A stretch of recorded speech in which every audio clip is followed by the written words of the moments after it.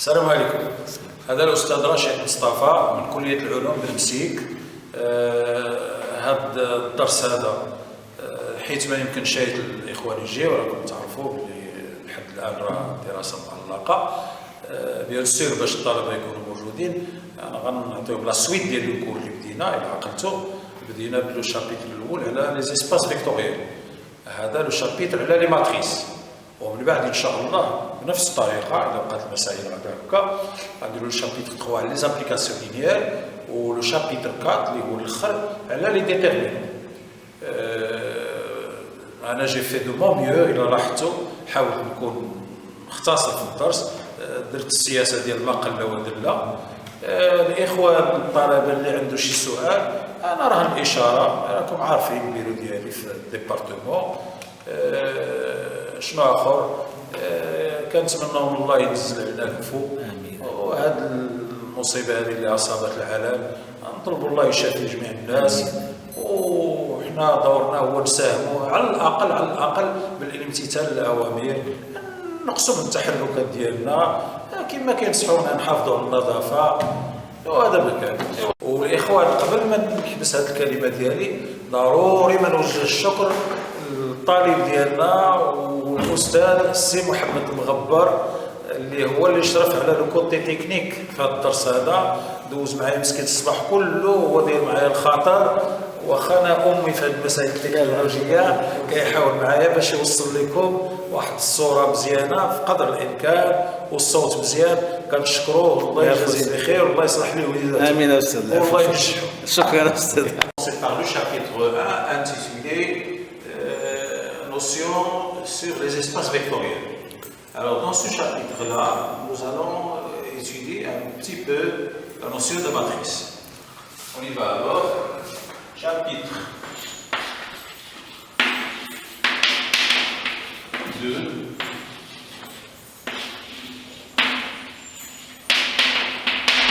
Les matrices. Alors bien sûr, les matrices, c'est un champ très vaste en mathématiques, et là, je ne prétends pas que nous allons voir tout ce qui existe sur les matrices. Et tout ce qu'on va voir, ça va être juste un aperçu sur la notion de matrice. Commençons alors par le commencement naturel, à savoir la définition. Alors on appelle matrice. Bon. NP, ce sont deux entiers naturels non nuls. Qu'appelle-t-on matrice d'ordre NP?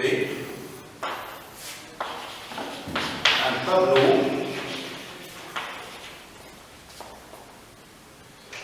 rectangulaire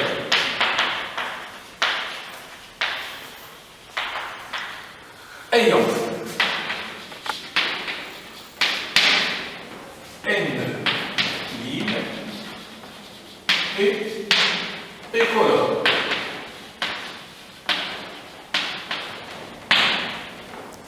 Et donc, les éléments sont tous donc un ensemble K. L'ensemble K pour nous, ça va être toujours R, l'ensemble des comprises, l'ensemble C. D'accord? Alors, l'ensemble de telle matrice sera toujours noté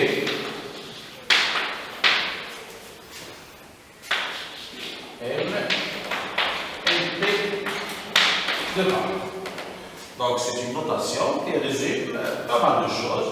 Ça veut dire que ce qu'il y a dedans, ce sont des tableaux qui ont n lignes, je vais expliquer ça à travers des exemples, P colonnes, et donc tous les éléments à l'intérieur sont dans un même ensemble K. Et l'ensemble K, pour nous, ça sera toujours ou bien R ou bien C. Alors là, c'est la division. Alors, bien sûr, je donne des exemples.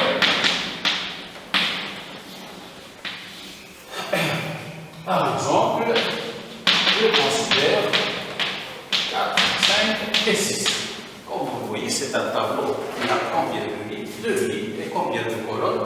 deux colonnes. Et dans les éléments, tu peux dire qu'ils sont dans R. Donc je peux dire, et sans erreur, que ça appartient à quoi?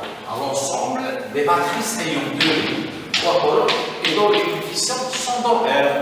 Tu peux dire que ça appartient à l'ensemble M de 3, C. Parce que comme les éléments dedans sont dans R, ils sont aussi dans C. C'est correct.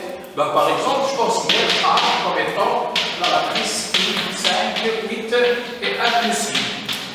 Alors, vous remarquez que là, c'est une matrice, bien sûr, qui a combien de lignes? Première ligne, deuxième ligne, troisième ligne. Donc, trois lignes. Combien de colonnes? Deux colonnes. Et les éléments qui sont dedans, ils sont où? Ils sont dans C. Donc, ils appartiennent à cet ensemble-là. D'accord?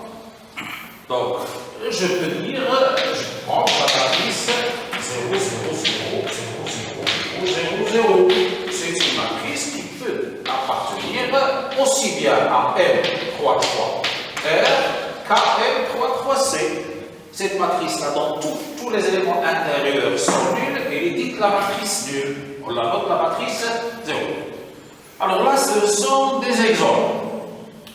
Alors là, je vais vous donner quelques notations et définitions.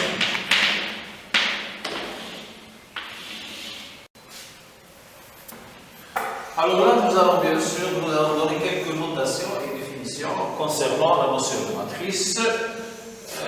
Première notation, c'est lorsque N est égal à P, l'ensemble M, N, P de K sera noté tout simplement Mn de K. Donc, pour éviter le redondance, puisque N et P sont les mêmes, on le note comme ça. Et il est dit,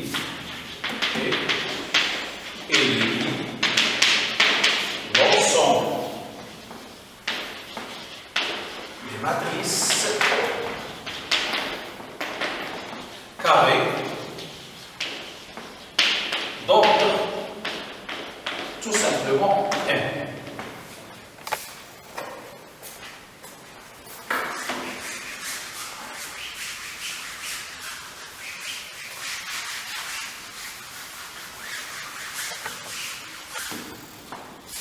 Deuxième point,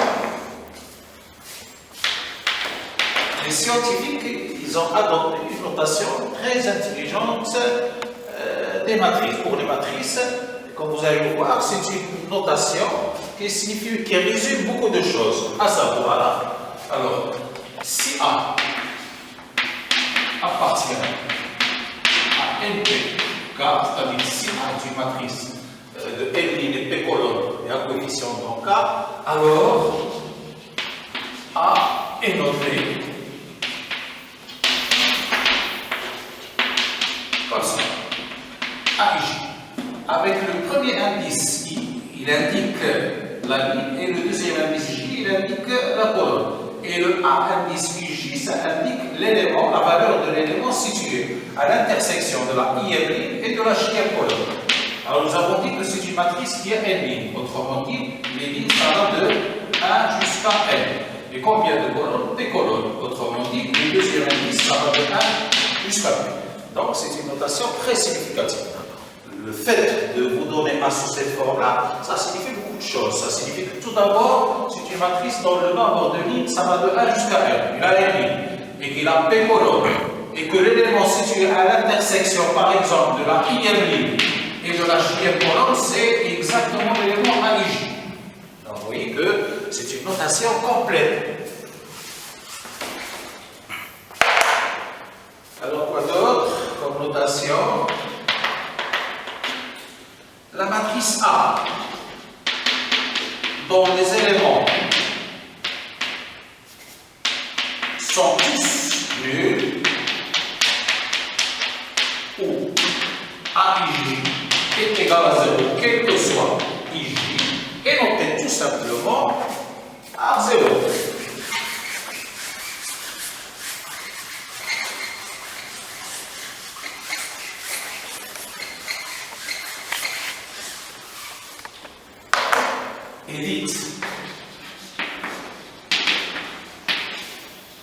la matrice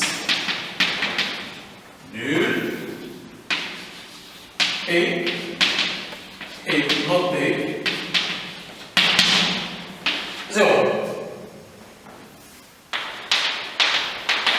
Troisième notation. Alors, si A est la matrice carrée, j'insiste bien sur le mot carré, et le nombre de lignes coïncide avec le nombre de colonnes. Si A est la matrice carrée, donc N donnée par A égale à A et J, I et J, tous les deux vont de A jusqu'à N, et où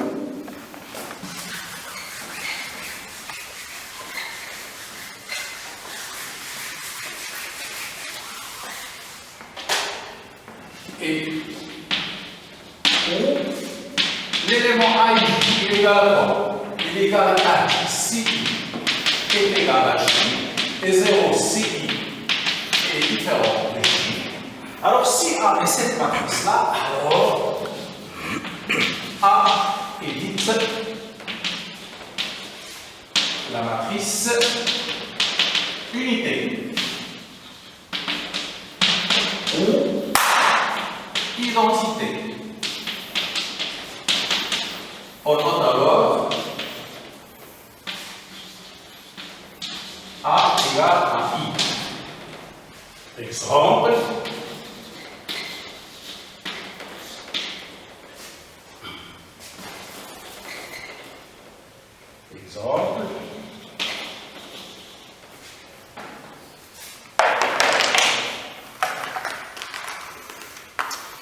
Alors, exemple,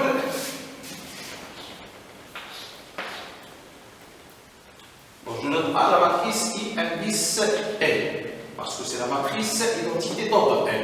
Alors, exemple, I3, c'est quelle matrice?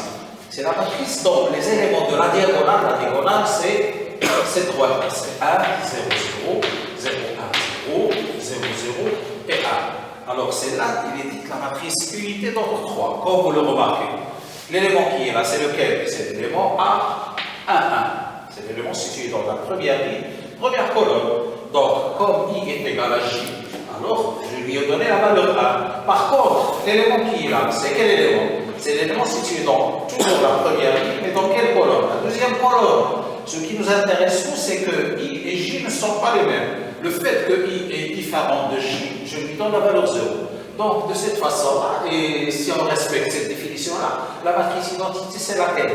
C'est la matrice dont les éléments de la diagonale sont tous égaux à 1 et ailleurs, il n'y a que des zéros. Et bien sûr, cette notation-là, elle est appropriée. Là, c'est la matrice unité d'ordre 3. Parallèlement, il y a la matrice identité d'ordre 2, il y a la matrice identité d'ordre 14.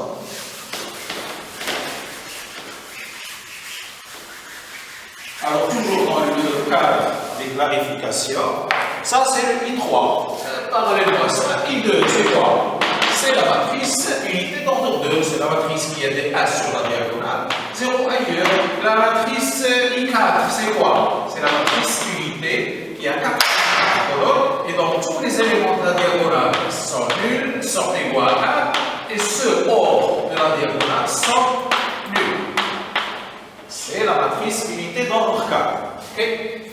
Donc là, c'est des exemples juste pour bien assimiler cette notion de matrice unité.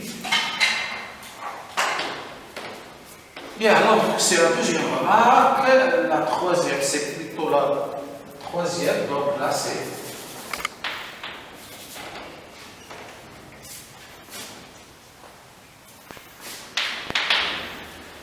cinquième remarque.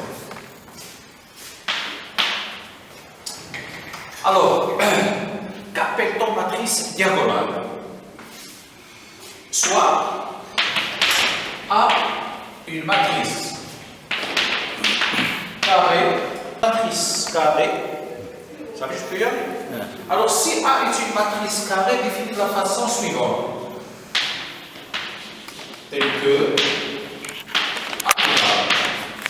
A, I et J, tous les deux c'est-à-dire c'est une matrice dont le nombre de lignes est égal à n et le nombre de colonnes est égal à n. Tel que avec quoi? Avec les A et J sont non nuls à chaque fois que I est différent de J. C'est-à-dire, quels sont les éléments indexés par un IJ tel que I différent de J? Vu le repérage qu'on avait vu tout à l'heure, ce sont les éléments dans quoi? Ce sont les éléments qui n'appartiennent pas à la diagonale. Alors, comme vous le remarquez, je suppose que A et J égale 0, quel que soit I différent de J. Alors, A, il dit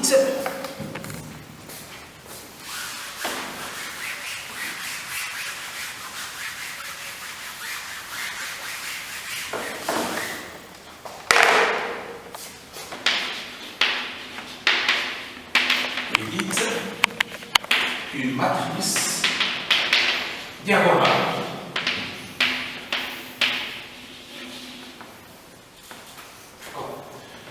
Donc, pour comprendre ce que je raconte, la matrice là, comment on dit? Là, c'est l'élément situé dans la première ligne, première colonne.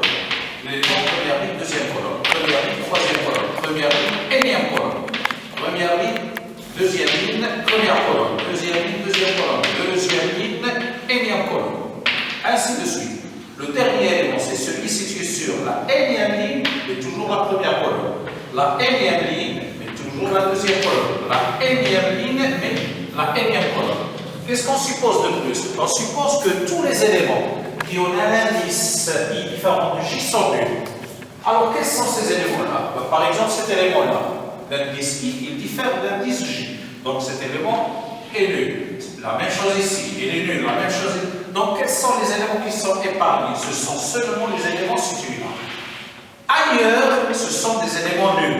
Alors, la matrice, donc tous les éléments sont nuls, sauf peut-être ceux de la diagonale, est dite une matrice diagonale.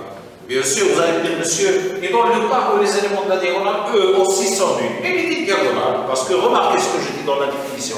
Je parle de ce qui est en dehors de la diagonale. Mais ce qui est sur la diagonale, on s'en fout, qu'elle soit nulle ou pas nulle. Mais du moment que je vois qu'elle est carrée et que les éléments qui sont strictement en dehors de la diagonale sont nuls, il est automatiquement dit une matrice diagonale.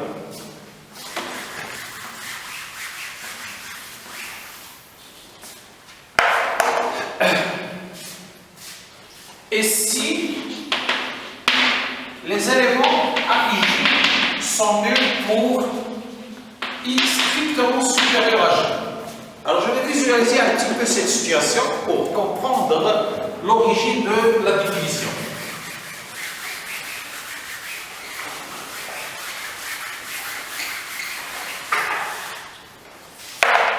Et là je vous demande un petit peu votre attention, s'il vous plaît. A et J égale 0 pour X supérieur strictement à J. Ça correspond à quelle situation? Regardons là. Ça c'est juste un brouillon pour faire passer le message. La matrice est d'ordre n. Les éléments de la matrice sont A1, 1, première ligne, première colonne. Première ligne, deuxième colonne. Première ligne, troisième colonne. Première ligne, énième colonne. Deuxième ligne, première colonne. Deuxième ligne, deuxième colonne. Deuxième ligne, troisième colonne. Jusqu'à la deuxième ligne, énième colonne. Ainsi de suite. La dernière ligne, c'est la énième ligne. Donc, la énième ligne, première colonne. Énième ligne, deuxième colonne. Et la énième ligne, énième colonne. Alors, quels sont les éléments qui sont caractérisés par I supérieur à J? Regardez, là, qu'est-ce le plus grand? Est-ce I ou J? Ah, c'est J qui est plus grand. Donc, cet élément-là, il n'est pas conservé. Par contre, si je regarde ici, là, c'est l'élément tel que I supérieur à J. Alors, je suppose que cet élément-là est nul. Ainsi de suite, les éléments suivants, c'est lesquels? Ça, c'est la troisième ligne, première colonne. Troisième ligne, deuxième colonne. Troisième ligne, troisième colonne. Et là, c'est troisième ligne, énième colonne. Alors, si je fais attention à cet élément-là, lequel est le plus grand? Est-ce I ou J? C'est I qui est plus grand. Je le condamne à être égal à 0. Et égal à 0. Et cet élément-là, pour cet élément aussi, il est plus grand que J. Donc, il est nul. Par la force de la définition. Pour cet élément-là, non, il n'est pas obligé d'être égal à 0 parce que I est égal à J. Pour tous les éléments qui sont là, ils ont un I qui n'est pas supérieur à J. Par contre, ils ont un I qui est inférieur à J. Donc, ils ne sont pas concernés par cette condition. L'élément ici, il est nul, il est nul. Tous les éléments sont nuls jusqu'à cet élément-là. Est-ce que vous l'élément qui est situé là, ben, c'est l'élément situé dans la énième ligne, mais dans quelle colonne? Pas la dernière colonne, c'est la dernière colonne. Donc on dit n-1. Ça veut dire que I il est égal à n et J égale à n-1. Autrement dit, il est plus grand que J. Donc cet élément aussi, il est nul. Donc finalement, si je regarde un petit peu de loin, qu'est-ce que je remarque? Que vu cette définition-là, c'est une matrice dont seule la partie haute de la diagonale, la partie qui est au-dessus de la diagonale est non nulle. Et tout ce qui est strictement au-dessous de la diagonale est nul. Par définition, ce type de matrice-là est dite une matrice triangulaire supérieure. Donc, si A et J égale à 0 pour I supérieur à J, A est dite triangulaire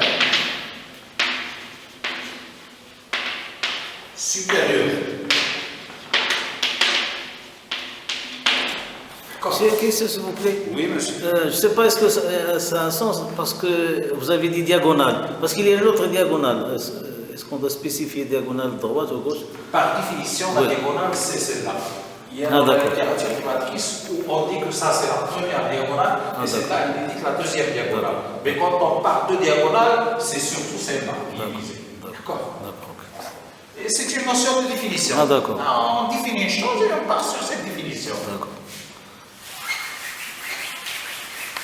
Une matrice, donc, un petit exemple. Par exemple,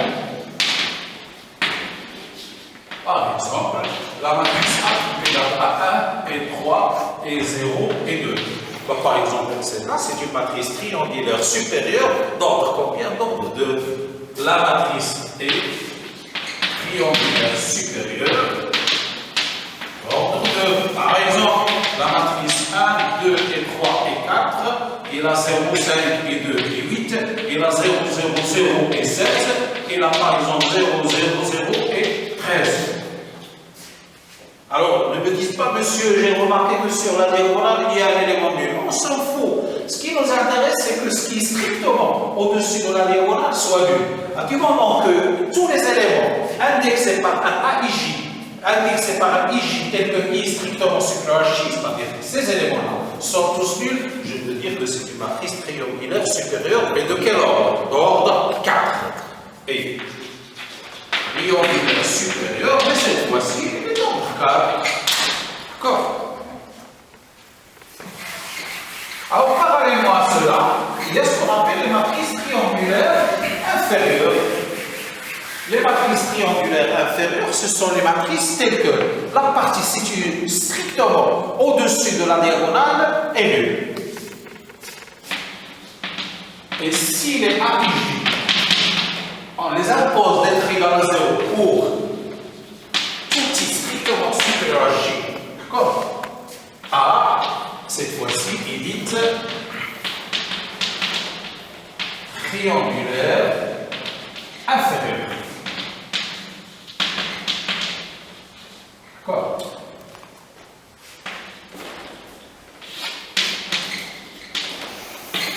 Exemple. La matrice, par exemple, 3 et 4 et 5. Et là, par exemple, d'accord, 0 et 0, 7 et 8 et 0, 9 et 10 et 11. Donc, remarquez que la partie qui est située juste, qui est située strictement au-dessus de la diagonale est nulle. Je ne parle pas de la diagonale. La diagonale, elle est épargnée. Ce qui est au-dessous de la diagonale est épargné. Ce qu'on cible, c'est ce qui est situé au-dessus, strictement au-dessus de la diagonale. Alors, cette matrice-là, bien sûr, il vérifie la définition. Et il est vite et triangulaire. De quel ordre? L'ordre 3. D'accord?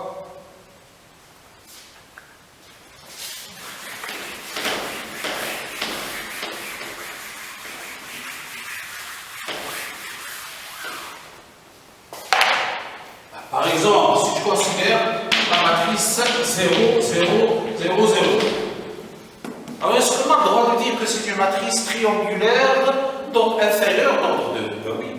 Elle est triangulaire inférieure d'ordre 2. Pour quelle raison? Parce que ce qui est situé strictement au-dessus de la diagonale est nul. Je parle de ça. Donc, du moment que l'élément qui est là est nul, ça y est, j'ai le droit de dire qu'elle est triangulaire supérieure. Monsieur, est-ce que je peux dire qu'elle est triangulaire 1? Bien sûr, pour quelle raison?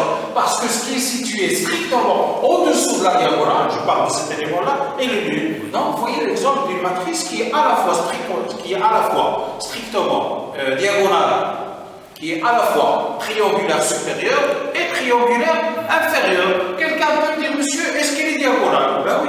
Du moment qu'elle respecte la définition, elle est diagonale. Pour quelle raison? Parce que ce qui est en dehors de la diagonale est nul. Ce qui se passe sur la diagonale, on s'en fout. Donc cette matrice-là, elle est triangulaire F d'ordre 2. Corps. Donc, nous avons vu ce que c'est que les matrices triangulaires F, triangulaire sup.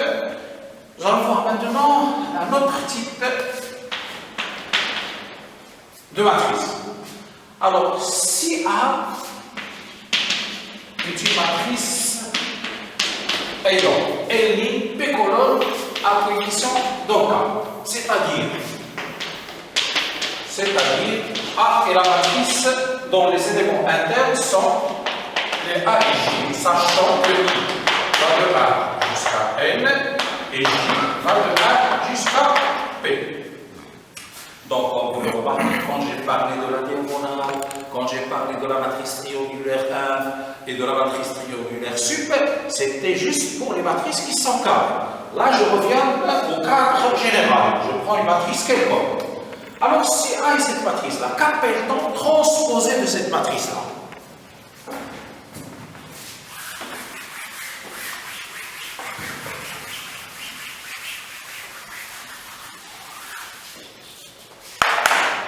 On appelle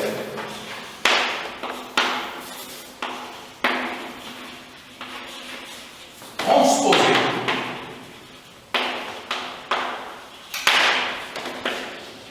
de la matrice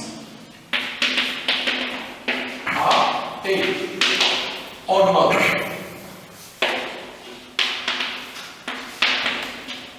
on la note comme ça, la matrice donc, Pn défini par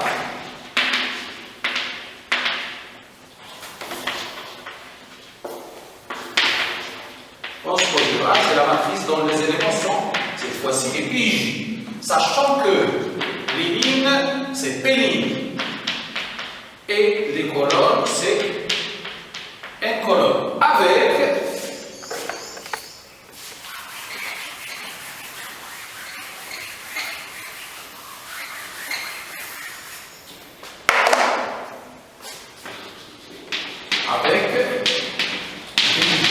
tout simplement alors récapitulons. On se donne une matrice ayant L' et P colonnes. Matrice et dont les coefficients sont à l'intérieur d'un même ensemble. Il y a une sorte d'homogénéité. Les éléments, les A et J, ils ont un facteur commun, c'est qu'ils appartiennent tous à un même ensemble K. Et le cas, on l'avait dit au départ, le cas pour nous, dans le cadre de notre cours, l'ensemble K, ça va être toujours ou bien l'ensemble des nombres réels R, ou bien l'ensemble des nombres complexes. Qu'appelle-t-on matrice transposée de A? La matrice transposée de A, c'est une matrice qu'on note comme ça. DA. D'accord? Et c'est une matrice contrairement à celle-là. Et la L' P colonne, le rôle s'inverse. Le rôle s'inverse. Celle-là, il a combien de lignes? Il a P colonne, P ligne et N colonne. Maintenant, les éléments de cette matrice. Cette nouvelle matrice-là, comment il écrit? Ben, l'élément situé dans la ième ligne et la jième colonne de la nouvelle matrice A, c'est l'élément situé dans la jième ligne et la ième colonne dans la matrice précédente, dans la matrice A. Bon, malgré la complexité de la définition, vous allez voir que sur un exemple, c'est très simple à comprendre. Exemple.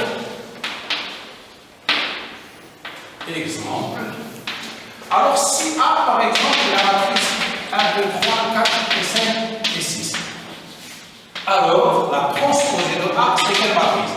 Celle-là, il y a combien de lignes, combien de colonnes? Donc, comme vous le remarquez, celle-là, il y a 3 lignes et 2 colonnes. La matrice transposée, ça va être quelle matrice? Ça Ça va être la matrice qui a 2 lignes et 3 colonnes. D'accord? Donc, et les éléments, comment on va les remplir? Tout simplement, vous renversez. Vous prenez cette ligne-là, vous la renversez. Ça devient 1, 2. Vous prenez cette ligne-là, vous la renversez. Ça va être 1, 3, 4. Et là, ça va être 5, 6. Tout simplement. Donc, vérifions la définition. Ça, par exemple, c'est quel élément? Alors, comme vous le remarquez, ça, c'est l'élément situé dans quelle ligne? Dans la deuxième ligne. Et dans quelle colonne? Dans la deuxième colonne. Dans la deuxième ligne, deuxième colonne. Il avait quelle valeur? Il avait la valeur 4. Mais par exemple, si j'aimerais calculer cet élément-là, cet élément-là, il est situé où par rapport à cette matrice? C'est l'élément situé dans la deuxième ligne. Et dans quelle colonne? Dans la deuxième colonne. Conformément à la définition, P de 2, il va être égal à quoi? P de 2, ça va être égal à A de 2. Donc, ça va être aussi égal à 4. Vous voyez, ça se confirme. Bon, vous voyez que là, vous allez me dire, monsieur, là, nous avons le nombre de lignes qui coïncide avec le nombre de colonnes. On aimerait voir autre chose. Bon, supposons par exemple qu'au lieu de prendre ça, je prends par exemple cet élément-là. Cet élément, c'est lequel? Ah, pour la matrice A, c'est l'élément situé dans quelle ligne? Dans la troisième ligne. Et dans quelle colonne? La deuxième colonne. Il est égal à quoi? À 6. Bon, l'élément qui est là, il est situé où pour cette matrice-là? Là, c'est l'élément situé dans la deuxième ligne, mais dans quelle colonne? 1, 2, 3. Dans la troisième colonne. Alors, conformément à la définition, B de 3, il est égal à quoi? BJ, il est égal à A fois 2. Est-ce la réalité? Ben oui, vous voyez que A fois 2, c'est 6, et B de 3, c'est 6. N'est-ce pas? Et bien sûr, côté pratique, on utilise rarement cette définition. Quand est-ce qu'on fait appel à cette définition? Lorsqu'il s'agit de la programmation. Comme vous le savez tous, une machine n'est pas inexécute, ce n'est pas une entité intelligente. Donc pour exécuter, il lui faut des règles. Ben, la règle pour que la matrice puisse construire la matrice transposée, il faut lui donner ça. D'accord? Bien. Alors là, nous avons défini la notion de matrice transposée. Alors, je prends par exemple ici 5, 8, 11. La matrice transposée, c'est 1, 5, et 3, 8, et 5, et 11. C'est un premier exemple. Et c'est toujours bien. Là, je mets d'autres exemples.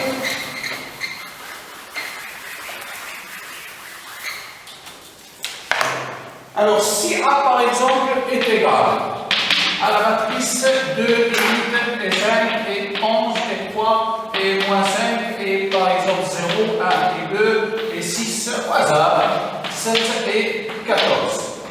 Alors, je prends cette matrice-là. Alors, la matrice transposée, c'est laquelle? Donc, c'est une matrice combien de lignes, combien de colonnes? Première ligne, deuxième ligne, troisième ligne, quatrième ligne. Donc, c'est une matrice d'entre 4. Combien de colonnes? 1, 2, 3. La matrice transposée, eh bien, il faut s'attendre à une matrice qui a combien? 3 lignes et 4 colonnes. Ben, comment remplir ces éléments-là? Bien sûr, je ne vais pas respecter ça.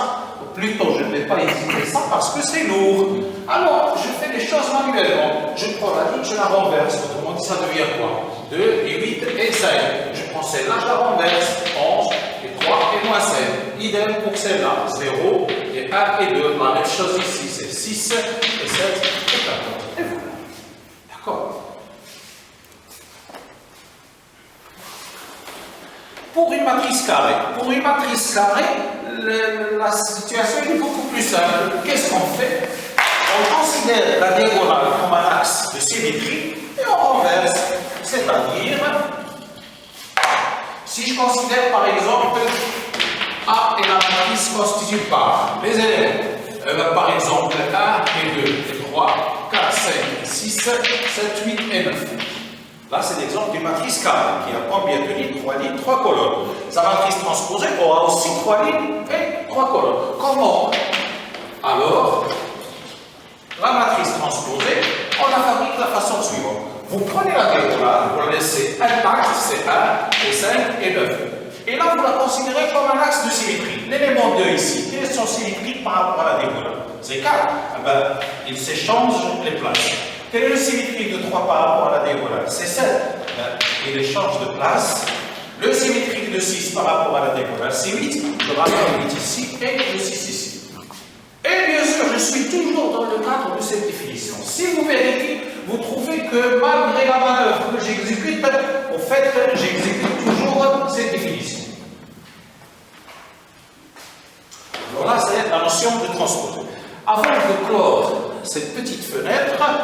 quelque chose dans le cas.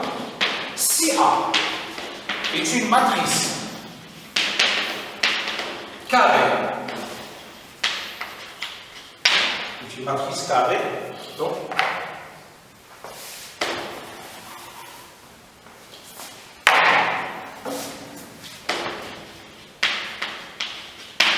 tel que A est la transpose de A, c'est possible, et les 10 matrices symétriques.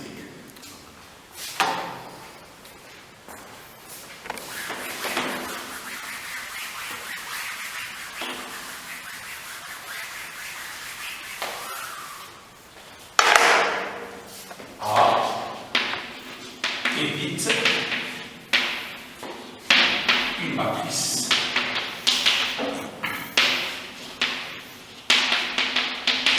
symétrique. Je peux continuer. شو مشكل جا بعد استاذ انا ندير مونتاج غنقطع اللي بغيت ماشي مشكل.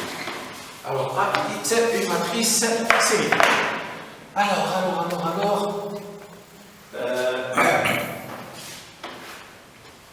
Un petit exercice à faire chez vous. Exercice très simple. Montrez chez vous.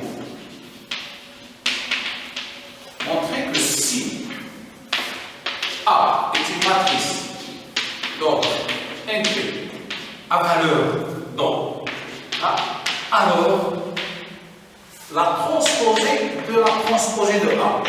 À votre avis, ça va être quoi? Très bien, voilà. Bien sûr, il y a des petites relations qui ressemblent à celle-là, mais ça nécessite un petit peu la connaissance des structures. On n'a pas encore vu de structure sur l'ensemble des matrices. Tel que, par exemple, nous allons voir après que la transposée de la somme, c'est la somme des transposées. Que la transposée d'une constante multipliée par une matrice, c'est la constante multipliée par la transposée de la matrice. D'accord? Mais c'est un peu prématuré pour vous parler de cela parce qu'on n'a pas encore vu ce que c'est que la définition de deux matrices, la somme de deux matrices, le produit de deux matrices, le produit d'une matrice par un scalaire. Alors on attend un petit peu. Alors, donc toujours dans le cadre des remarques, qu'est-ce qu'il y a d'autre?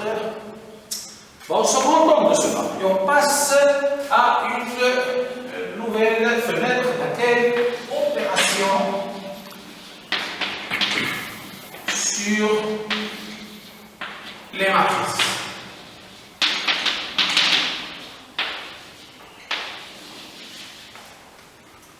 Alors, concernant les opérations sur les matrices, il y a 3 opérations qui sont les plus spectaculaires, à savoir le produit d'une matrice par un nombre scalaire, par un nombre.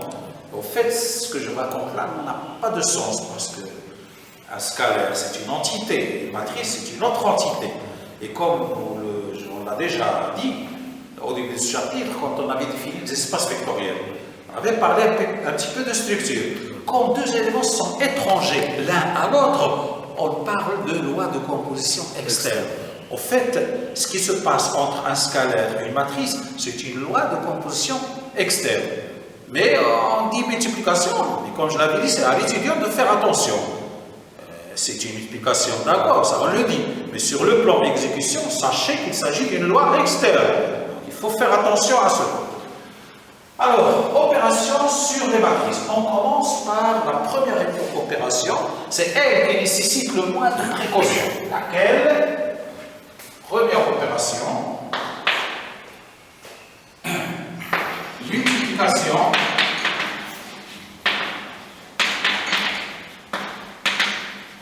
d'une matrice par un nombre.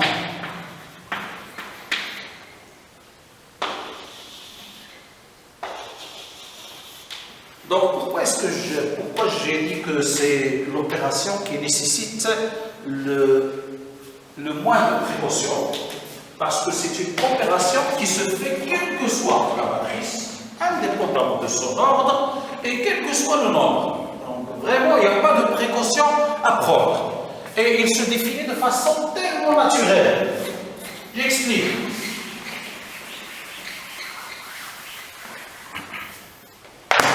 Alors, si matrice dont les éléments sont les AIJ. C'est une matrice générale. Ayant Ni et des colonnes. Et si alpha est un nombre, un scalaire, il appartient à la table, peut-être un nombre réel, comme ça peut être un nombre complexe. Alors, la matrice alpha est définie par quoi? Tout simplement, tout ce qui est à l'intérieur de A va être multiplié par alpha. C'est la matrice dont les éléments sont les alpha AIJ. Il garde le même ordre, c'est-à-dire toujours Ni et toujours les colonnes. Sauf que les éléments à l'intérieur sont tous multipliés par le scalaire alpha. Donc vous voyez que vraiment il est naturel, il n'y a pas de précaution à prendre. Par contre, nous allons voir tout de suite la somme. La somme de deux matrices, ça nécessite des précautions. Lesquelles? Je ne peux faire la somme de deux matrices que s'ils sont de même ordre. Ne me donnez pas une matrice d'ordre 2, 3, une matrice d'ordre 5, 6 et me demandez de faire la somme. C'est impossible. Pour faire la somme de deux matrices, il y a une précaution. Laquelle? Ils doivent être de même ordre. Pour effectuer le produit de deux matrices, il y a encore plus de conditions. Et je vous dis tout de suite, la multiplication parmi les trois lois que nous allons voir, c'est elle la plus complexe. Plus complexe, c'est-à-dire c'est elle qui nécessite plus de précautions. Alors, restons là, j'ai défini le produit d'une matrice par un produit scalaire, et bien sûr, quand je dis multiplication, c'est un peu exagéré. En fait, ce n'est pas une multiplication, parce que remarquez, ce qui est lié entre alpha et A, c'est une matrice, c'est un tableau, et alpha, c'est un nombre. Donc, ce sont deux éléments étrangers l'un à l'autre. Donc, ce qui lie entre eux, c'est une loi externe. Donc, pour être rigoureux, il faut que je note ça, comme on l'avait fait dans le cours. La notation universelle des lois externes. Mais pour ne pas alourdir, on dit multiplication. Et ce qu'il faut surtout que l'étudiant comprenne, c'est la définition. Regardez, le produit là n'est pas le produit ici. Là, c'est le produit naturel. C'est la multiplication d'un nombre avec un nombre. Donc, je vous dis que là, c'est le produit qu'on connaît bien. Mais par contre, là, c'est une loi externe. Et comme je l'avais dit toujours, à partir d'une loi qu'on connaît tous, qui est classique pour nous, la multiplication entre deux nombres, on vient de fabriquer une nouvelle loi. Alors, exemple, avant d'aller voir, exemple, si je prends par exemple le nombre 3, et je multiplie par la matrice 25, et 6, et 7, et 8, et 11, est-ce que l'ordre va changer? Non, nous allons toujours, c'est une matrice de quel ordre? Et la 3 lignes et la 2 colonnes. Le résultat, ça va être une matrice qui a 3 lignes et 2 colonnes. Selon les éléments, ils vont être modifiés. 3 fois 1, ça fait 3. 3 fois 5, ça fait 15. 3 fois 6, ça fait 18. Et 3 fois 7, ça fait 21. 3 fois 8, ça fait 24. Et 3 fois 11, ça fait 33. Et voilà ma matrice. D'accord?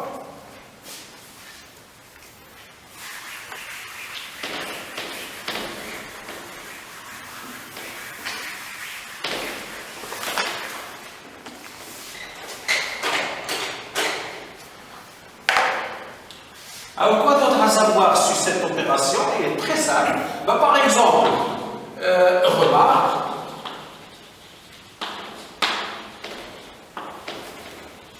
remarque, c'est que alpha plus bêta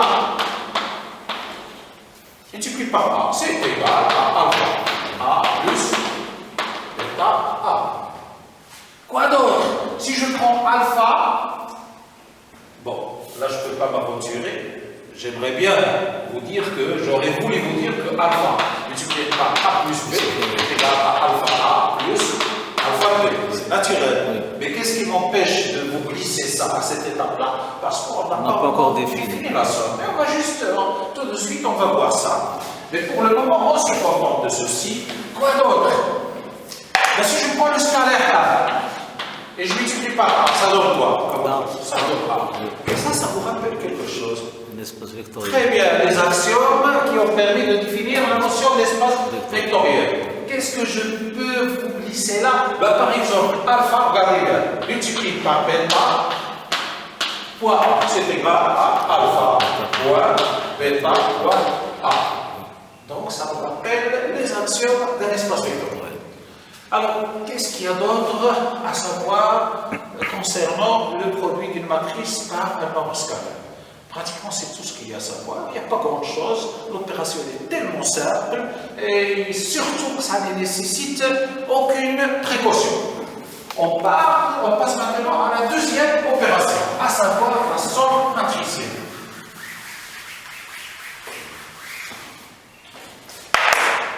Alors, deuxièmement, somme de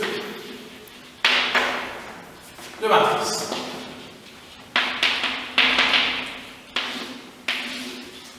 Alors, la première précaution à prendre, et la seule précaution à prendre, c'est que les deux matrices doivent être de même ordre et doivent être dans un même ensemble. Donc, soit A et B, deux matrices qui sont toutes les deux dans l'ensemble MP A. C'est-à-dire,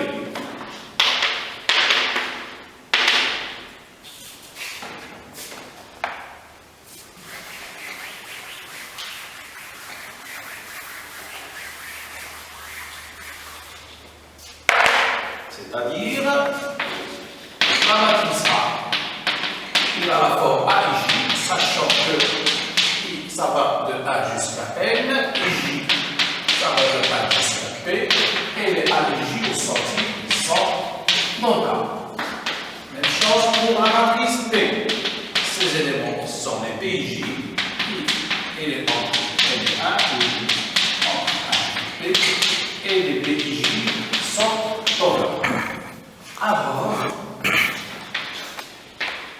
A plus B, c'est une matrice de même ordre. Il a le même ordre que A et que B. Mais bien sûr, ces éléments ne sont pas les mêmes que ceux dans A, ne sont pas les mêmes que ceux dans B. C'est la somme. A plus B, les éléments, ce sont les éléments C et J. Et de quel ordre? Cet ordre-là, c'est-à-dire I est toujours entre 1 et N, et J est entre 1 et P. Et ces éléments, comment sont-ils définis? Où l'élément C et J est tout simplement A et J plus B. Donc, comme vous le remarquez, la somme de deux matrices, ça se définit de façon naturelle, n'est-ce pas? Il y a une seule petite précaution à prendre, c'est que je ne peux faire la somme de deux matrices que s'ils sont de même ordre. Alors, exemple.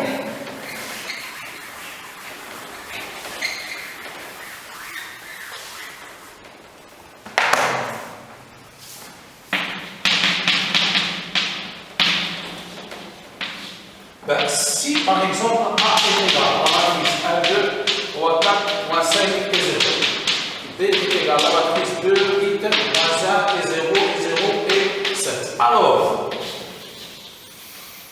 la matrice A plus B, bien sûr, je n'entre pas dans les détails, je ne complique pas les choses. A plus B, c'est quelle matrice? Elle est de même ordre, c'est-à-dire elle aussi, elle a combien de lignes? 2 lignes. Combien de colonnes? 3 colonnes. Ces éléments, comment sont-ils construits? Le premier élément, c'est la somme de cet élément-là et de cet élément-là. L'élément ici, c'est-à-dire l'élément situé dans la première ligne, deuxième colonne. C'est l'élément situé ici dans la première ligne, deuxième colonne, plus l'élément situé dans la première ligne, deuxième colonne. Très bien, c'est 10. Moins 1, ça fait 2. 4 plus 0, ça fait 4. Moins 5 plus 0, ça fait moins 5. Et 0 plus 7, c'est aussi simple que cela. D'accord? Donc, si je prends la matrice, si par exemple A égale à la matrice moins 1 et 3, et B la matrice moins 8 et 0. Bien sûr, on n'a pas parlé de ça. Les matrices qui sont de cette forme-là, on dit que ce sont des matrices unicolores, pardon. Il a une seule colonne. C'est une matrice de quel ordre? C'est une matrice qui a deux lignes, d'accord? Et qui a combien de colonnes? Une seule colonne. Et parce qu'ils ont une seule colonne, ils sont dites matrices unicolores. Et les matrices qui sont comme ça, par exemple 3, 8 et 5, c'est une matrice qui a combien de lignes? Il a une seule ligne. Et combien de colonnes? Une, deux, trois colonnes. Ce type de matrice-là, ils sont dites les matrices unilignes. Donc, mémorisez ça s'il vous plaît. C'est-à-dire, pardon, comme un triplé ou bien une duplé. Exactement, il y a une analogie. D'accord? Donc, ça ressemble à un élément de R3. Eh bien, il faut se mettre dans la tête que les éléments de R3, au fait, c'est des matrices. C'est des matrices unilignes. Et là aussi, je peux dire que c'est un élément de R2. Hein? Un élément de R2, c'est aussi une matrice, une écriture matricielle. Il a combien de lignes? Deux lignes et une seule colonne. Pardon, monsieur, R, c'est un ensemble de matrices, R lui-même. Ben, c'est une matrice une colonne. D'accord. Donc vous voyez que cette notion de matrice, c'est une notion très vaste.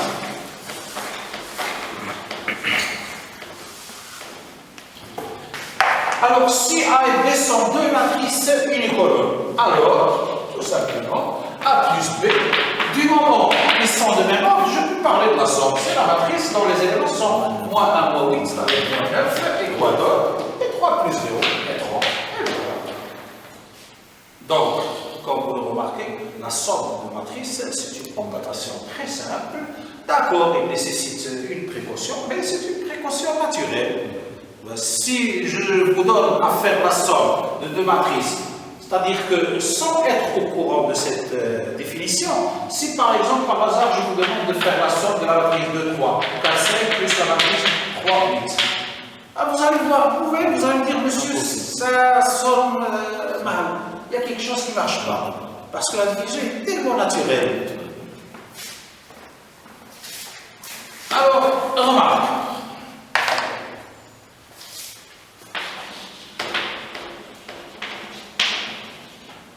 Remarque.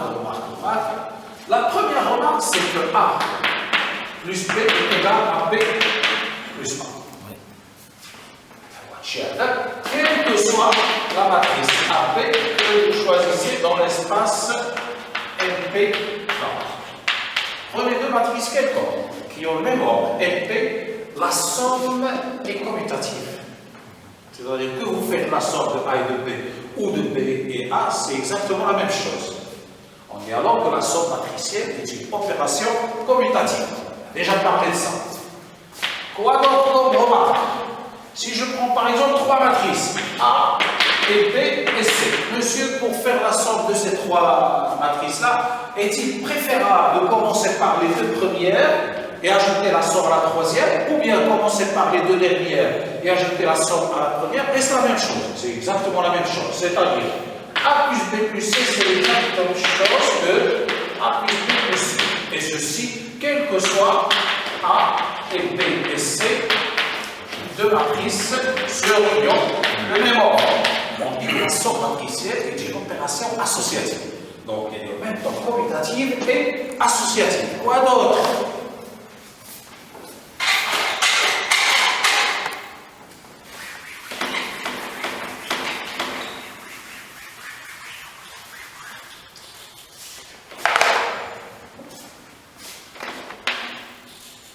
Vous prenez la matrice nulle et vous l'ajoutez à une matrice A, ça vous donne la matrice A. Et ceci, quel que soit A appartenant à NPA. Ou et la matrice nulle de cet ensemble. On dit que la matrice nulle est l'élément neutre pour l'addition. Quoi d'autre? Si je prends la matrice A, plus la matrice moins A, ça va donner bien sûr la matrice nulle. Donc, je peux dire la chose suivante. En conclusion,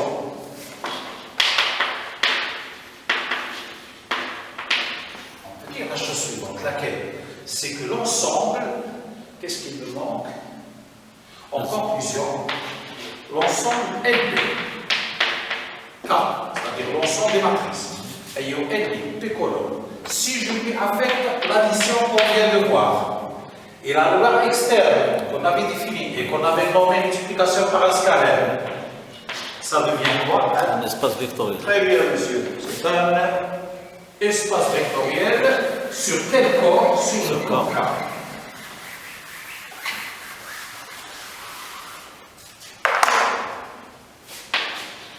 Est un espace vectoriel sur K. Vous vous rappelez, quand on avait défini un espace vectoriel, au début j'avais dit qu'il faut deux ensembles. Un ensemble pour les vecteurs et un ensemble pour les scalaires. Eh bien, l'ensemble des vecteurs là, c'est l'ensemble des matrices. Et l'ensemble des scalaires, c'est justement l'ensemble K. J'avais dit, toujours égal à R fois C. Et un espace vectoriel sur K. Alors, quand on parle d'espace vectoriel, la première idée qui vient à l'esprit, C'est laquelle? Les sous-espaces vectoriels. Sur l'espace vectoriel. Et surtout quoi d'autre? Les familles, non? La dimension. Ah, la dimension. Oui. Très bien. Je suis dans un espace vectoriel, mais la première chose qui doit me préoccuper, c'est la dimension de l'espace dans lequel j'existe. Hein, quand tu entres dans cette salle-là, la première chose à laquelle tu fais attention, est-ce qu'elle est vaste? Est-ce qu'elle est étroite? D'accord? Donc la dimension, c'est la chose qui nous attire le plus dans un espace. Alors, quelle est la dimension de cet espace? Et quand j'évoque la notion de dimension, automatiquement, je dois penser à une base.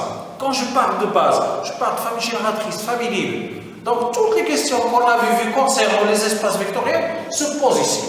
Parce qu'on est maintenant dans le cadre d'un espace vectoriel. D'accord? Alors, pour répondre à cette question, je commence par des petits exemples. Des petits exemples que j'insère sous forme de brouillon. Ce n'est pas la peine de noter ce brouillon-là, vous pouvez le noter dans une feuille de brouillon, d'accord? Le brouillon, tu le laisses, tu échauffes le brouillon, je l'efface et j'écris juste le résultat. Alors, brouillon, par exemple, si je considère l'espace M22, c'est quoi? C'est l'ensemble des matrices ayant deux lignes, deux colonnes et dont les coefficients inter sont d'ordre. Donne-moi l'élément générique de cet espace, un élément quelconque de cet espace. Il s'écrit comment? Il s'écrit sur la forme A, B, C, D. Bien?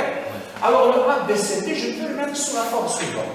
Non, je domine les deux lois, multiplication par un scalaire et somme de deux matrices. Je vais en profiter. A, D est égal à A multiplié par quelle matrice? A, 0, 0, 0.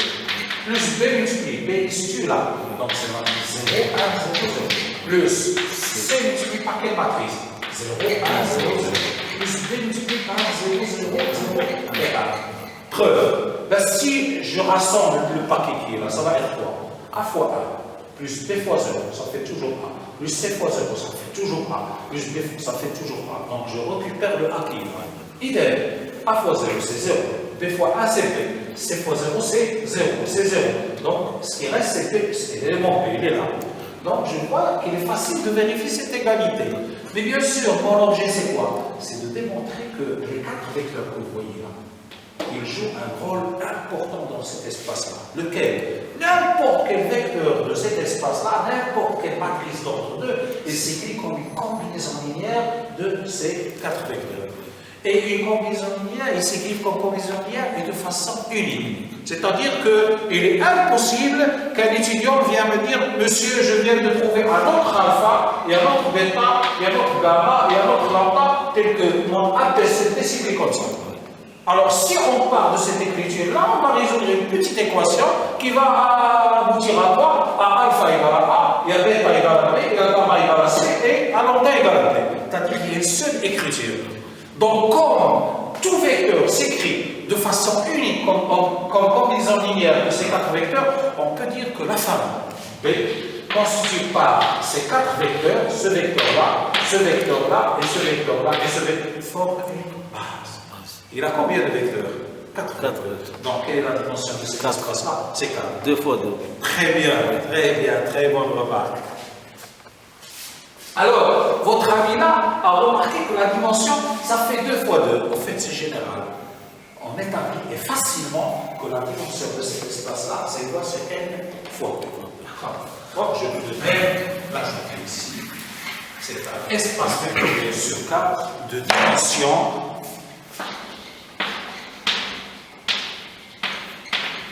n fois 2. Alors, avant d'aller loin, maintenant je converge vers moi, la troisième loi, à savoir la multiplication. Mais pour assimiler ces deux lois-là, je vais traiter un petit exercice, on va le traiter ensemble, dont le but est surtout de mémoriser ce que je viens de raconter et de bien comprendre cette notion de matrice. Alors, petit exercice.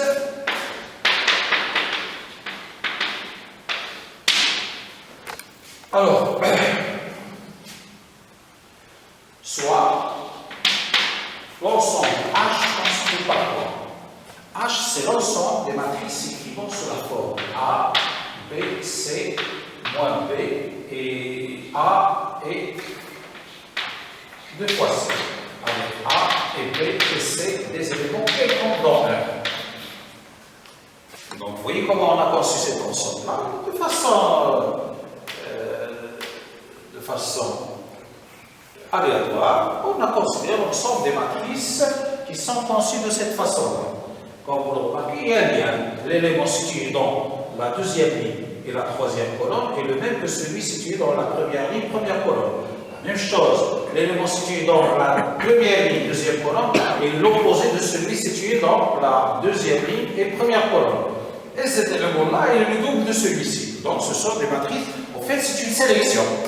L'ensemble H, il est où? L'ensemble H est à l'intérieur de l'ensemble des matrices qui ont combien de lignes? 2 lignes, combien de colonnes? 3 colonnes, à coefficient ou à coefficient dans R. Donc là, c'est le cadre dans lequel on travaille.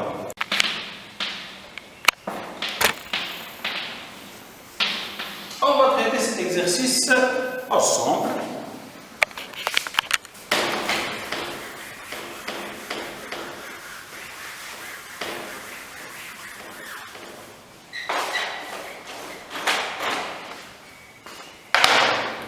En réponse,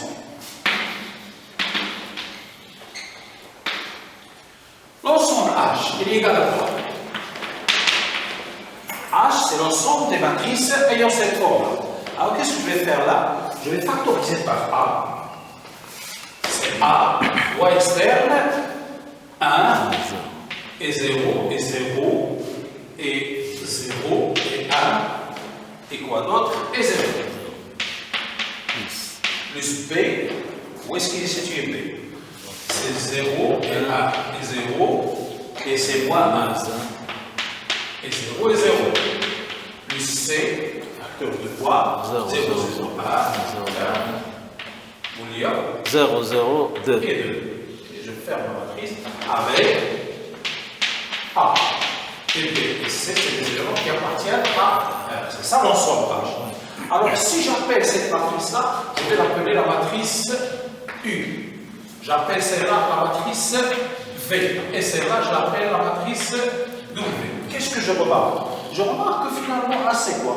C'est l'ensemble de toutes les combinaisons linéaires de U, V et W. Donc, c'est tout simplement, comme on avait défini ça, vecteur de U et V et W. Et qu'est-ce qu'on avait dit dans le cours? À chaque fois qu'un ensemble s'écrit sous la forme vecteur, c'est automatiquement un sous-espace. Il y a même un petit bonus là, il y a quelque chose de gratuit. Laquelle? C'est que c'est un sous-espace et la famille constituée par ces trois vecteurs-là est une famille génératrice. Très bien. Alors, tout d'abord, H est un sous-espace vectoriel de l'espace M2. C'est pour ne pas créer cette notation assez lourde. On va noter ça. E est un sous-espace de E. Et quoi d'autre? Et la famille B constituée par les vecteurs U et V et W, qu'est-ce qu'elle fait? Elle génère H. Alors, que faut-il à cette famille-là pour être une base? Quand je parle de base, j'ai demandé la dimension. Pour avoir la dimension, il me faut une base. Alors, cette famille-là, elle est juste une famille génératrice. Qu'est-ce qu'il lui faut pour être une base? Il faut démontrer qu'elle est libre. Elle est génératrice, on doit démontrer qu'elle est libre. Alors, de plus,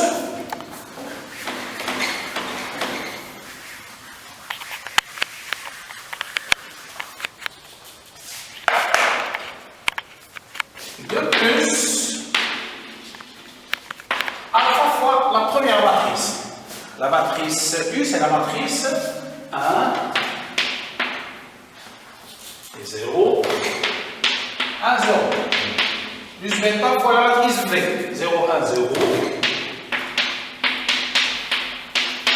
Plus gamma. 0, 0, 1, 0, 0, 2. Si je suppose que c'est la matrice nulle, quelles sont les conséquences? Ceci implique les équations suivantes. Alpha fois A, ça fait alpha. Plus bêta fois 0, plus gamma fois 0 égale à quoi? 0. Donc voilà une première information précieuse. On vient de nous débarrasser d'alpha. La deuxième équation, alpha fois 0, plus bêta fois 1, plus gamma fois 0 égale à 0. Ça nous donne quoi? Bêta égale à 0. La troisième équation, alpha fois 0, plus bêta gamma fois 0 plus gamma fois 1 est égal à 0. Gamma égale à 0. Il y a d'autres équations, mais pour nous, ils sont inutiles. Du moment qu'on a atteint notre objectif, ceci implique que la famille B qui était juste génératrice, elle devient maintenant génératrice libre. Et libre. Donc, B est une base de H. Par conséquent, quelle est la dimension de H? 3. Il y a 3 vecteurs dans cette base. Le U, le V et le W.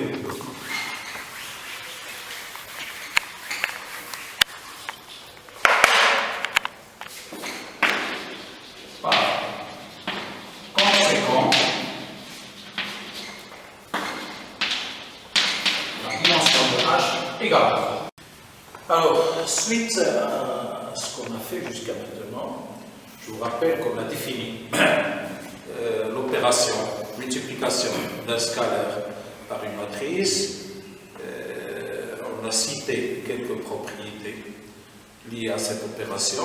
Et puis, on avait parlé d'opération de somme de deux matrices, ainsi que les propriétés associées à cette opération. Maintenant, on va parler de la multiplication. Et comme je l'avais dit au préalable, parmi toutes les opérations sur les matrices, c'est la multiplication qui nécessite le plus de précaution. J'explique. Alors, troisième opération, c'est produit matriciel.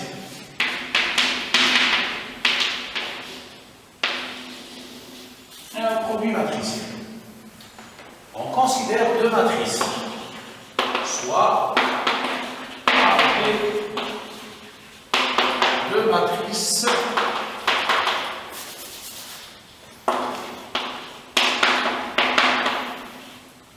vérifions. Alors les conditions. On prend A comme une matrice ayant L, P colonne, toujours un coefficient d'ordre. Et on prend P une matrice ayant P' et peu importe le nombre de colonnes. R colonne, toujours un coefficient d'ordre. Donc remarquez que le nombre de colonnes de la première matrice doit coïncider avec le nombre de lignes de la deuxième colonne. C'est une nécessité. Alors dans ce cas-là,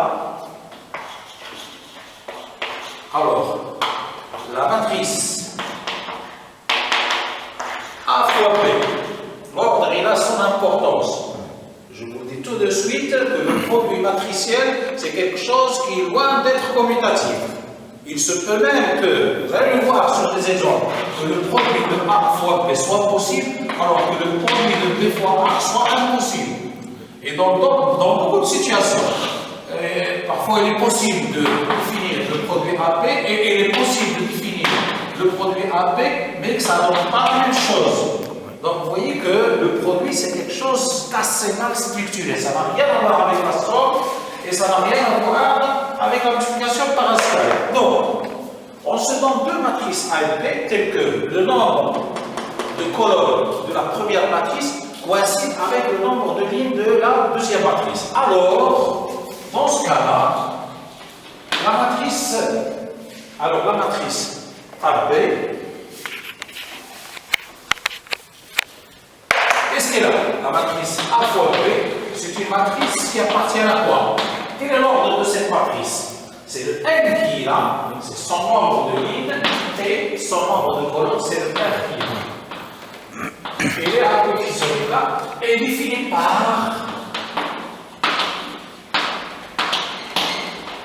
la chose suivante. Laquelle? A fois B, c'est la matrice dont les éléments sont les CIJ. Sachant qu'il a combien de lignes et il a combien de colonnes. Le nombre de matrices cette ligne, c'est N. Et le nombre de colonnes, c'est R. Mais bien sûr, les CJ, comment les calcule-t-on? Et où CJ est égal à quoi?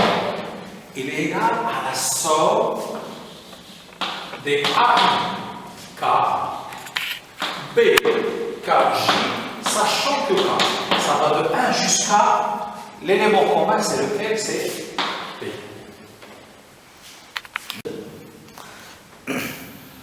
Alors, bien sûr, en apparence, la définition de la population, elle est assez compliquée. Mais nous allons voir sur des exemples que c'est quelque chose qui n'est pas très compliqué. Il n'est pas aussi compliqué que ça. D'accord? Alors, exemple.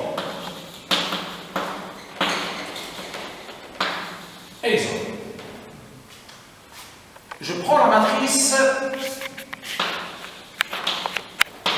soit la matrice A, la matrice donnée par 2, 3, 4, 5, 0 et moins 1. C'est une matrice de quel ordre? C'est une matrice qui a 2 lignes et 3 colonnes. Alors la matrice B, je dois la prendre comme étant une matrice qui a 3 lignes, c'est nécessaire. Je prends par exemple un 5, 0 et 2, et moins 1 et 1. C'est une matrice qui a 3 lignes et combien de colonnes? 2 colonnes. Donc la matrice AP, ça va être une matrice qui a combien de lignes? Combien de colonnes? 2 lignes, 3 colonnes. Alors, la matrice AP, c'est une matrice qui a 2 lignes et 2 colonnes. Comment est-ce qu'elle est conçue? De la façon suivante. Regardez bien. Voilà les 2 lignes et voilà les 2 colonnes. Donc, quand j'ai à effectuer le produit, j'ai à remplir ces cases-là. Il y a 4 cases encore à remplir. Alors, pour compléter ça, qu'est-ce que je fais? Ça, c'est l'élément situé dans la première ligne. Quand je dis première ligne, j'évoque la première ligne de A.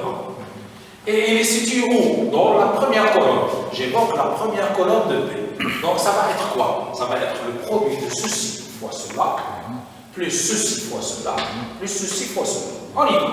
2 fois 1, ça fait 2. 3 fois 0, ça fait 0. 4 fois moins 1, ça fait moins 4. Donc, au total, ça fait 2 moins 4, ça fait moins 2. Je suis là maintenant.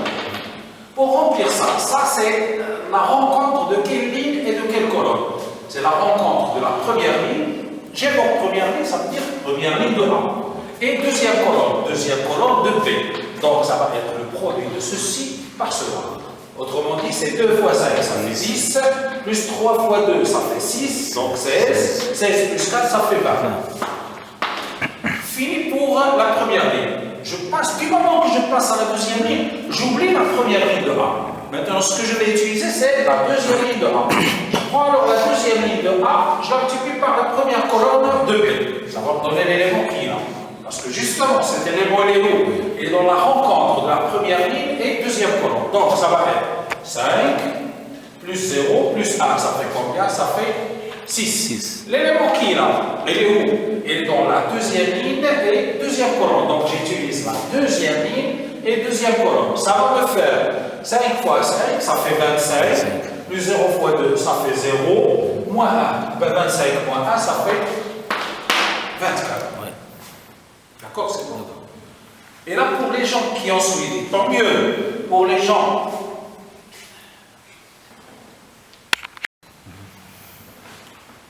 Alors, on continue. Donc, comme vous le remarquez, concernant l'exemple, je n'ai pas exécuté à la lettre cette formule-là, mais bien sûr, sous-entendu, de façon indirecte, c'est ce que j'ai fait. Sauf que je vous ai montré la méthode pratique qui permet d'élaborer le produit. Alors, cette formule-là, elle est bonne à voir. C'est une formule qui me sert lorsque je suis perdu. Je reviens à la règle. Et une fois de plus, les règles, on les utilise surtout lorsqu'on a à introduire une machine dans l'opération.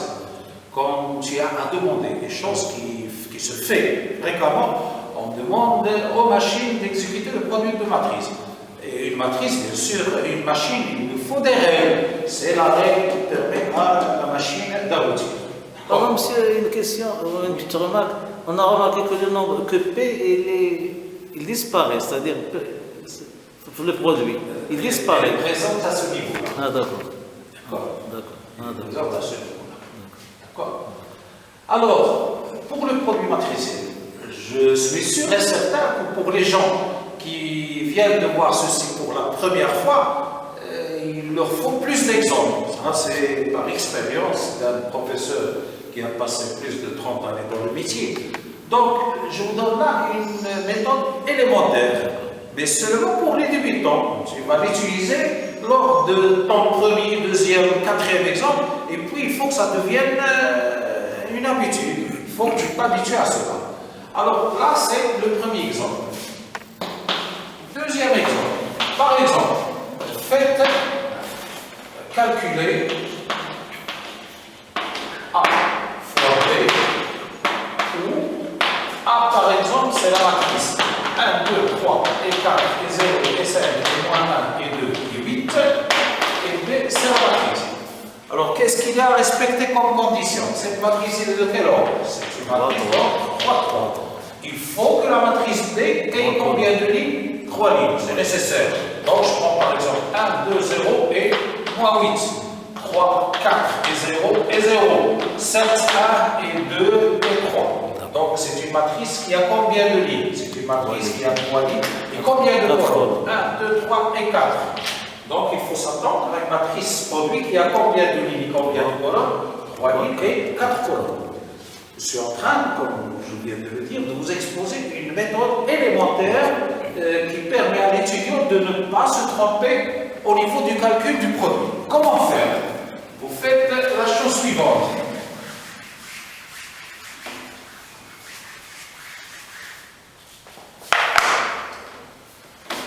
Vous tracez un schéma comme ça. Là, c'est l'opération produit. L'ordre, il est très important. Très important, vous prenez la matrice A, vous la mettez là. La matrice A, c'est laquelle? C'est la matrice dont les éléments sont 1, 4, moins 1. Quoi d'autre? 2, 0 et 2. Et la dernière colonne, c'est 3, 5, 8.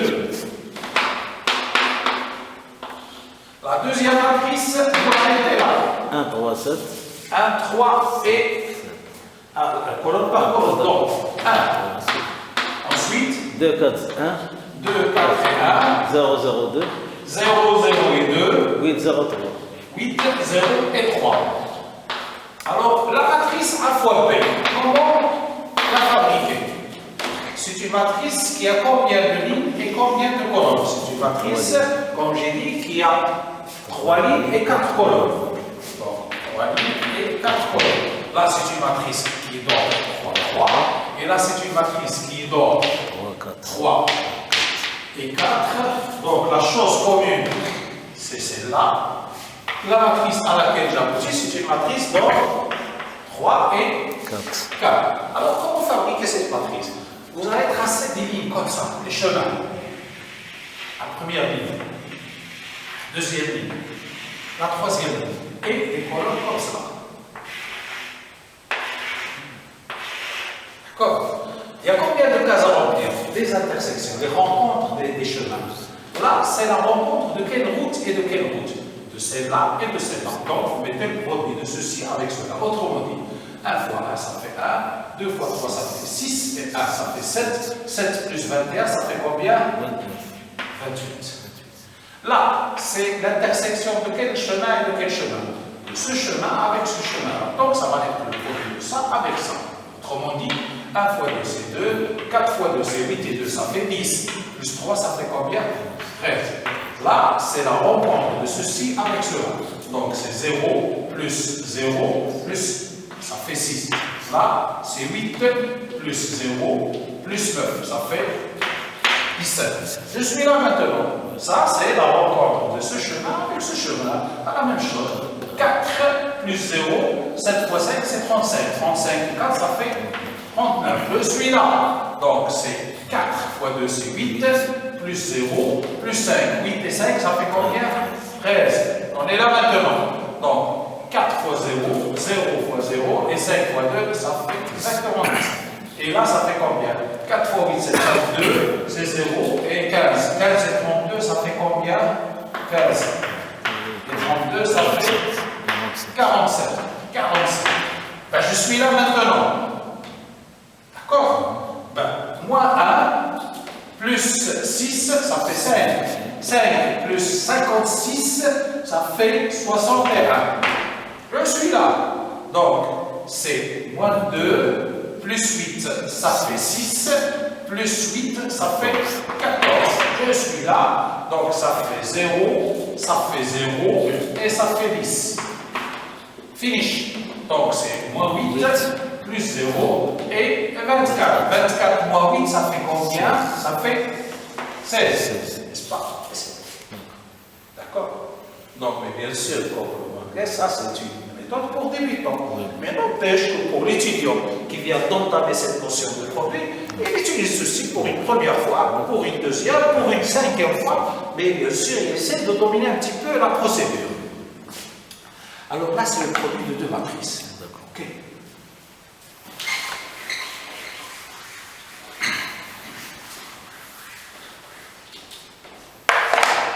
Alors, toujours dans le cadre des exemples, troisième exemple.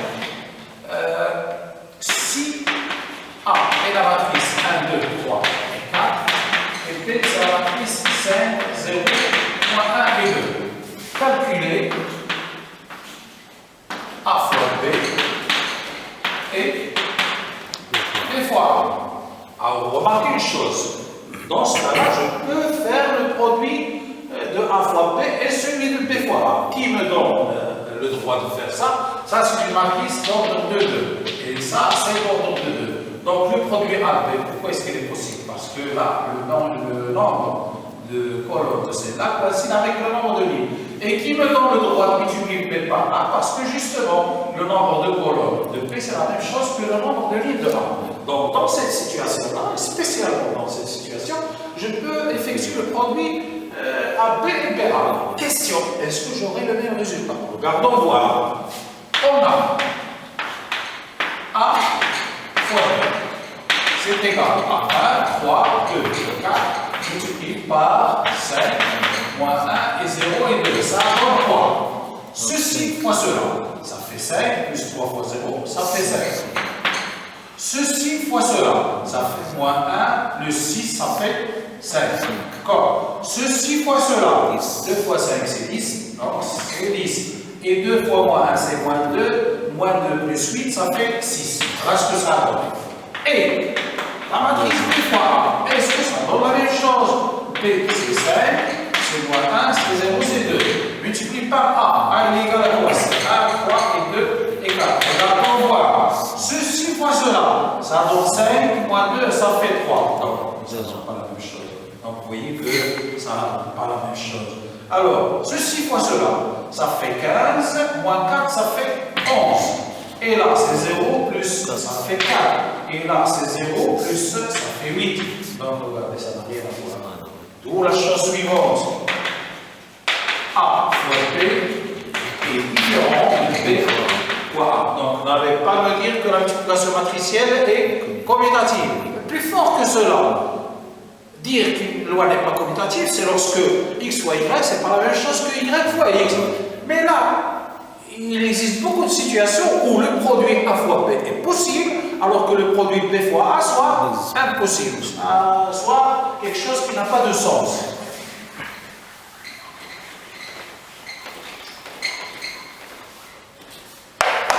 Alors, toujours dans le cadre des exemples, donc comme vous le remarquez, je donne des exemples qui sont significatifs.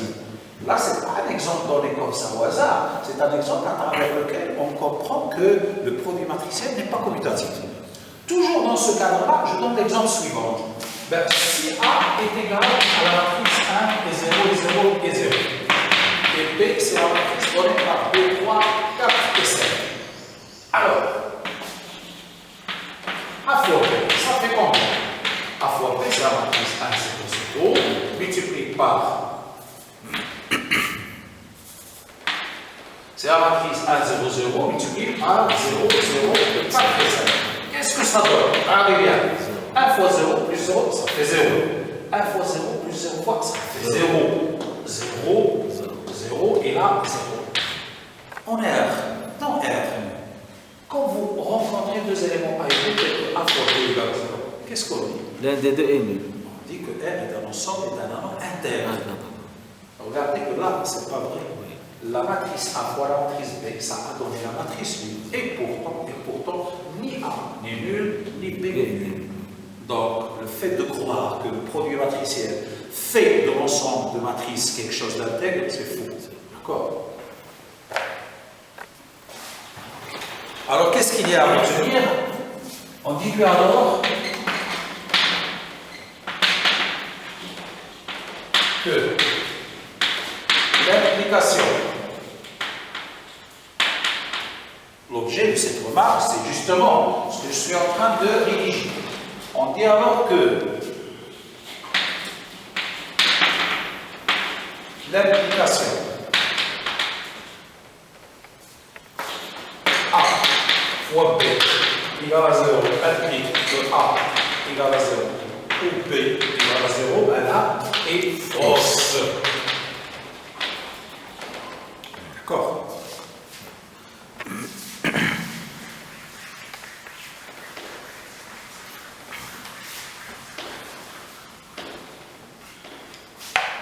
Alors, cinquième exemple. Si I est égal à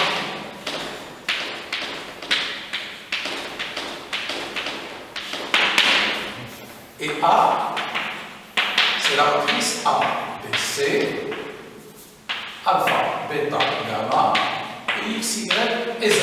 Calculez à fois. Calculer à fois. Réponse. On a A fois I. C'est quelle matrice? C'est la matrice A, B, C, alpha, bêta, gamma, X, Y et Z, multiplié par la matrice A, 0, 0, 0, 0, 0, 0, A. Qu'est-ce que ça donne comme résultat? Alors, c'est une matrice de quel ordre? 3, 3. 3 lignes, 3 colonnes. C'est là aussi une matrice 3 lignes, 3 colonnes. Vous vous rappelez cette matrice-là? On l'avait définie au départ. On avait dit qu'il s'appelle la matrice unité. La matrice unité, c'est une matrice que l'on définit de façon appropriée. Ça, c'est la matrice unité d'ordre 3. Lorsque je parle de matrice d'ordre 2, ben la matrice unité d'ordre 2, c'est celle-là. Quand je parle de matrice d'unité d'ordre 4, c'est la matrice qui a 4 lignes, 4 colonnes, et où il n'y a que des 1 sur la diagonale et des 0 ailleurs. Donc, on a compris ce que c'est qu'une matrice unité. Alors, comme c'est la matrice unité d'ordre 3, j'ai pris une matrice quelconque, mais d'ordre 3. Le produit, qu'est-ce que ça donne? On fait ça ensemble. Ceci fois cela, ça fait combien? A fois 1, B fois 0, donc ça fait 1. Ceci fois cela, là, A fois 0, c'est 0, B fois 1, ça fait B. C'est quoi? Donc, c'est B. Ceci fois cela, là c'est 0, là c'est 0, ça fait C. Donc regarde, je garde la même ligne. Bon, regardons si ça marche pour les autres lignes. Bon, ceci fois cela, alpha fois 1, bêta fois 0, gamma, donc ça fait alpha. Ça fois ça, alpha fois 0, bêta fois 1, ça fait bêta, et ceci fois, ça fait combien? Alpha fois 0, bêta fois 0, gamma fois 1, ça fait mon gamma. Donc je conserve la première ligne.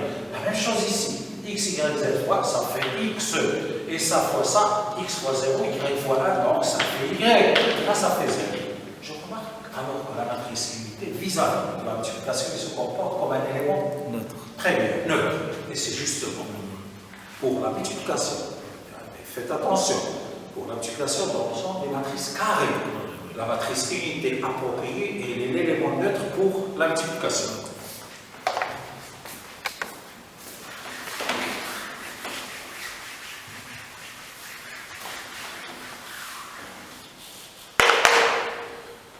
On remarque alors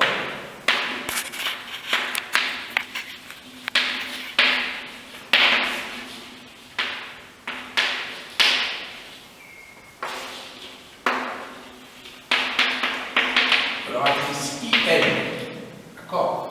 La matrice unité UN de MN de K et l'élément neutre pour la multiplication dans cet ensemble. Ça, c'est l'ensemble de matrices carrées ayant n lignes, n colonnes à coefficient d'ordre.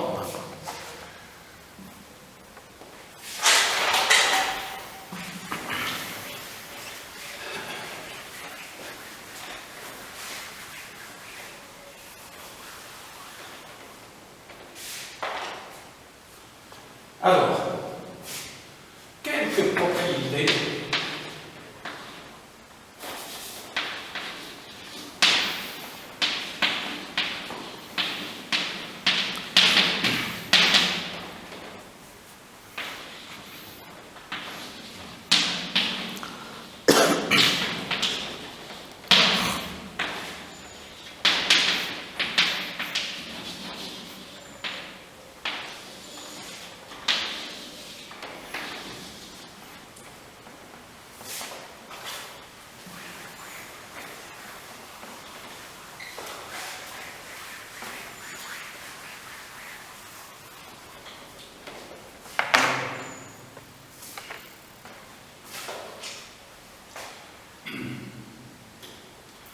Alors, première propriété.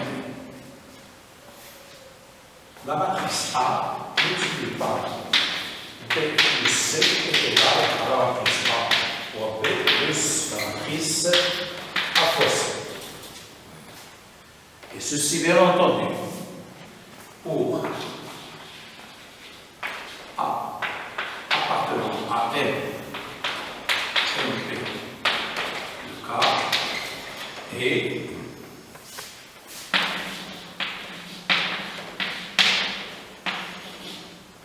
donc, quelle est la chose à respecter, comme on l'avait exigé? Pour effectuer le produit de A fois B, il faut que le nombre de lignes de la matrice B coïncide avec le nombre de colonnes de la matrice A. Le nombre de colonnes de la matrice A, c'est B. Donc, B est là, bien sûr, R de K. Alors, je prends P et C, deux matrices qui ont toutes les deux P lignes R colonnes. Il est alors possible de faire la somme, comme ils sont de même ordre. La somme de ces deux matrices-là, il va rester là-dedans. C'est-à-dire que là, j'ai affaire à une matrice qui est elle aussi, il appelle R colonne. Donc là, c'est une matrice d'ordre PR. La matrice A, elle est de quel ordre? Elle est de l'ordre NP. Donc je remarque alors que cette matrice-là, son nombre de colonnes, de lignes coïncide avec le nombre de lignes de la première. Autrement dit, le produit est possible. Même chose ici, même chose ici. Donc, tout ceci est correct. On dit alors que la multiplication est distributive par rapport à la somme. Bien. Qu'est-ce qu'il y a d'autre comme relation? Deuxième opération, c'est que si A et B sont toutes les deux, si A appartient à M de NPK et B est une matrice qui appartient à M de PR à coefficient normal. Alors, la transposée de la matrice AB. Tout d'abord, est-ce que j'ai le droit de parler de ça? Parlons de AB. La matrice A est de quel ordre? Elle est d'ordre NP. La matrice B elle est de quel ordre? Elle est de l'ordre PR. Donc, j'ai le droit d'effectuer ce produit. Quand je vais effectuer ce produit-là, qu'est-ce que ça va me donner? Ça va me donner une matrice d'ordre NR. Eh bien, la transposée de cette matrice, il se trouve, vous pouvez traiter ça comme exercice chez vous, ce n'est pas quelque chose de difficile, c'est la transposée de la matrice B multipliée par la transposée de la matrice A. Et regardez, ça colle. Pourquoi ça colle? La matrice B est de quel ordre? La matrice B elle est d'ordre PR. Sa transposée, c'est plutôt le contraire. Elle est d'ordre RP. La matrice A, elle est de quel ordre? LP. Sa transposée, elle est de l'ordre PL. Donc, j'ai le droit de faire ce produit. Qu'est-ce que ça me donne comme résultat? Une matrice d'ordre RN. Ben, une matrice d'ordre RN, celle-là, elle est de quel ordre? NR. Donc, quand je transpose, j'aurai RN. Donc, ça colle. D'accord? Donc, c'est un exercice intéressant et qui n'est pas difficile du tout. Essayez chez vous de partir de ces hypothèses-là et montrer que la transposée du produit égale la transposée de ça. Quoi d'autre? La transposée de... Maintenant, j'aimerais parler de la somme. Alors, troisièmement, si A et B sont de même ordre, j'avais dit que la seule condition exigée pour pouvoir parler de la somme de deux matrices, c'est qu'ils soient de même ordre. Alors, si A et B sont de même ordre, on a le droit de faire ça.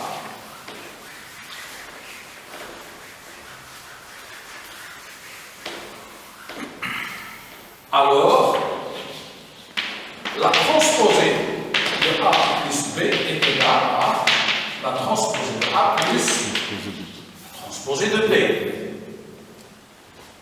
Alors, qu'est-ce qu'il y a d'autre à insérer comme propriété? Par exemple, Transposé de moins B, par exemple, non? la transposée De moins A, non? de façon générale, vous avez raison. Par exemple, si A est une matrice quelconque,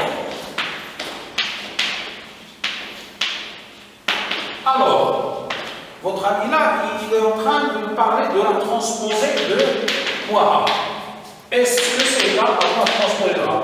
Au fait, vous avez raison. Mais moi A, ça signifie quoi? Ça signifie le nombre moins 1 multiplié par A. On va généraliser ça. C'est-à-dire quoi? La transposée d'une constante quelconque fois A est égale à alpha fois la transposée de A. Et ceci, quel que soit le alpha que vous choisissez. Vous le prenez à la moins 1 ou peu importe. Donc la transposition, comme vous remarquez, se comporte de façon linéaire. La transposée de la somme, c'est la somme des transposées. La transposée d'une constante fois A, c'est la constante fois la transposée de A. Il y a quelque chose qui n'est pas linéaire là-dedans, c'est ceci. La transposée du produit, c'est le produit des transposés, et bien sûr commutatif. Donc, monsieur, le transposé, ça nous rappelle symétrique, non? Pas tellement. Là, on dit qu'une matrice est symétrique quand est-ce? Lorsqu'il coïncide avec sa transposée. Mais les cas transposés à la même, il n'a pas changé quand il est symétrique. Et une symétrie, en fait, assez significative. Une symétrie qui est une donc, quand vous prenez une matrice, telle que là, vous prenez la diagonale, ABC, comme la partie qui se trouve là est la même que la partie qui se trouve là, on dit qu'elle est symétrique. Comment exprimer ceci mathématiquement? Ça veut dire que je la transpose, alors je la laisse comme elle est, et il ne change pas. On dit alors qu'elle est symétrique. Indépendamment de ce qui se passe sur la diagonale. Alors, pour clôturer ce chapitre-là, je vais introduire une définition, laquelle définition soit A une matrice carrée d'ordre n, c'est-à-dire A un élément de m n. A est x inversé.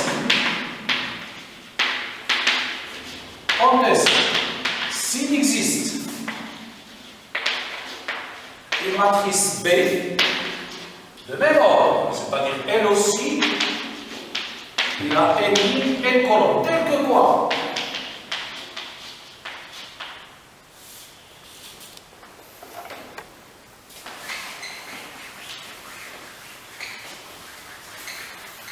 Tel que le produit A fois B donne exactement l'identité de R, l'identité de cet ensemble-là, c'est-à-dire la matrice ayant n ligne et n colonne, et telle que toute la diagonale est remplie par des 1 et ailleurs des 0. Et quoi d'autre? Et B fois A aussi doit donner I. À ce moment-là, on dit alors que B est l'inverse de A. Et on note B comme étant A puissance moins. D'accord?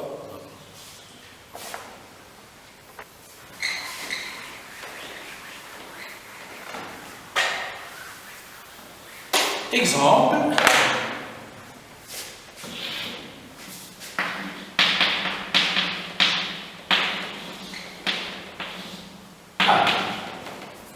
La matrice A, donc, remarquez ce que j'ai fait là, c'est que la notion d'inversibilité n'est définie que pour les matrices carrées. Si vous me donnez une matrice qui n'est pas carrée, vous me demandez si elle est inversible ou non, je vais vous dire que votre question n'a pas de sens. Et encore, avec le fait que la matrice est carrée, est-ce qu'elle est toujours inversible? Ce n'est pas toujours garanti. Elle est inversible, elle est dite inversible lorsque tu arrives par un moyen ou un autre à trouver une matrice qui a le même ordre que celui de A. Tel que le produit AB et le produit BA, les deux vous donnent l'élément neutre pour la multiplication.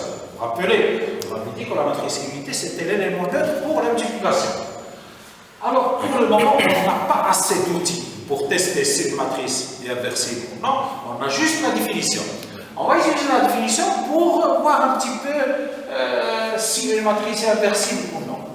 Alors, premier exemple. La matrice A, par exemple, je prends une matrice carrée. Ça, c'est quelque chose qu'il ne faut pas discuter. Je prends la matrice 1, 2, 3 et 4. Et je me pose la question. Est-elle inversible? Si oui, donnez à moins 1. D'accord? Alors, bien sûr, on va traiter ça sur un brouillon parce que pour le moment, je n'ai pas autre chose que la définition. Alors, je résous l'équation suivante. Ce brouillon-là, vous pouvez le noter. Alors, je prends ma matrice 1, 2, 3 et 4 et je cherche une matrice de même ordre. X, Y et Z et T. Tel que le produit me donne la matrice unité. La matrice unité de R2, c'est-à-dire 1, 0, 0 et 1. Donc, je suis devant une équation. Qu'est-ce que j'ai, qu'est-ce que j'ai pas? J'ai la matrice, ce que je cherche, c'est le X, le Y, le Z et le T. Ça me conduit vers quoi? Ça me conduit vers la chose suivante. Ceci fois cela, c'est-à-dire X plus 2 fois Z, et là, c'est Y plus 2 fois T, et là, c'est 3X plus 4 fois Z, et là, c'est 3Y plus 4 fois T. 3Y plus 4 fois T. Existe-t-il un X, Y, Z, T tel que ceci soit égal à 1, 0 et 0 et 1. Donc finalement, ça demande combien d'équations? 4 équations. Ça égale à 1, ça égale à 0, ça égale à 0 et ça égale à 1. Alors ces équations-là, je les rassemble de cette façon-là. Ben, par exemple, le X et le Z, où sont-ils présents? Ils sont présents juste dans l'équation ceci égale à 1 et ceci égale à 0. Donc je rassemble ces deux équations. X plus 2 fois Z égale à 1 et 3x plus 4 fois Z égale à quoi? À 0. Et le Y et le T, ce sont les acteurs principaux de quelle équation? L'équation Y plus 2T égale à quoi? 0. Eh bien, et l'autre équation, c'est 3 fois Y plus 4 fois T égale à 1. Donc, je suis finalement dans mon deux systèmes avec chacun deux inputs. Alors, pour résoudre cette équation-là, qu'est-ce que je peux faire par exemple? Par exemple, si je multiplie cette équation-là par 2, ça va me faire combien? Ça va me faire 2x plus 4z égale à 2, n'est-ce pas? Et je fais la différence entre celle-là et celle-là. Alors, en faisant la différence, 4z moins 4z, ça va disparaître. 0 moins 2, ça va me donner moins 2. Et 3x moins 2x, ça va me faire x. Et voilà mon x calculé. Une fois qu'on a calculé le x, je l'injecte ici. Ça me donne ici 1 moins 2. De l'autre côté, ça va être 1 plus 2. 1 plus 2, ça fait 3. Donc z égale à 3 2. Z égale à 3 2. Je viens de calculer le x et le z. Il n'y a pas d'erreur. Alors passons ici. Là aussi, je vais faire la même chose. Je vais prendre cette équation. De celle-là, j'enlève 2 fois celle-là. Donc, qu'est-ce que ça va me donner? 3y moins 2 fois y, ça fait y. Et 4t moins 2 fois 2t. Donc, 4t moins 4t, ça va nous donner 0. Et 1 moins 2 fois 0, ça fait 1. Donc, 2y, il est égal à 1. Y égale à 1, je le remplace ici. Ça va me donner quoi? 2t égale à moins 1. Donc, t égale à moins 0. t égale à moins 0. Ce que je viens de faire ici, c'est le brouillon. Maintenant, je copie juste le propre. Alors, on a la chose suivante. Voilà ce que je dois rédiger. Le brouillon, c'est votre copie. Et comme je le dis toujours, pour l'enseignant, il suffit de proposer la solution et de justifier que c'est la bonne solution. Alors, ce que tu dois me proposer, c'est la chose suivante. C'est que 1 et 2 et 3 et 4 multipliés par ce que tu proposes comme matrice. Laquelle? X, c'est quoi? C'est moins 2. Y est égal à quoi? Y égale à 1. Et le Z est égal à quoi? Le Z finalement, le Z est égal à 3,5. Et le T est égal à quoi? Moins Z2. Moins Z2. Tu dois montrer que ceci donne exactement l'identité. C'est ce qui nous intéresse dans cette histoire. Alors j'efface tout ça. Et je calcule le produit. Le produit, ça va me donner quoi? Ça va me donner 1 fois moins 2, ça fait combien? Moins 2. Et 2 fois 3, 2, ça fait 3. 3 moins 2, ça fait 1. 1 fois 1, ça fait 1. 2 fois moins 1, ça fait moins 1. 1 moins 1, ça fait 0. 3 fois ça, ça fait moins 6. Et 4 fois le 4 avec 2 simplifications, ce qui reste c'est 2. 2 multiplié par 3, ça fait 6. Moins 6 plus 6, ça fait 0. Et là, 3 plus moins 4 demi. Moins 4 demi, ça fait moins 2. Donc 3 moins 2, ça fait 1. Est-ce terminé ou pas encore? Pas encore. Il faut démontrer que la multiplication dans l'autre sens. C'est-à-dire que moins 2, 1, et quoi d'autre? 3 demi, moins 1 demi, multiplié par notre matrice. 3 et 4, ça va aussi donner une identité. On voir. Moins 2 plus 3, ça fait 1. Et là, c'est moins 4 plus 4, ça fait 0. 3 demi, c'est 3 demi. Moins 3 demi, ça fait 0. Et là, c'est 3. 3 moins 2, ça fait 3 moins 2, ça fait 1. Donc, c'est gagné. Donc, on peut trancher. Donc, je peux dire deux choses. Lesquelles? A et inversible, quoi d'autre? Et son inverse, c'est quoi? Son inverse, c'est exactement la matrice. Moins 2, 1, 3 demi et 1 7. D'accord?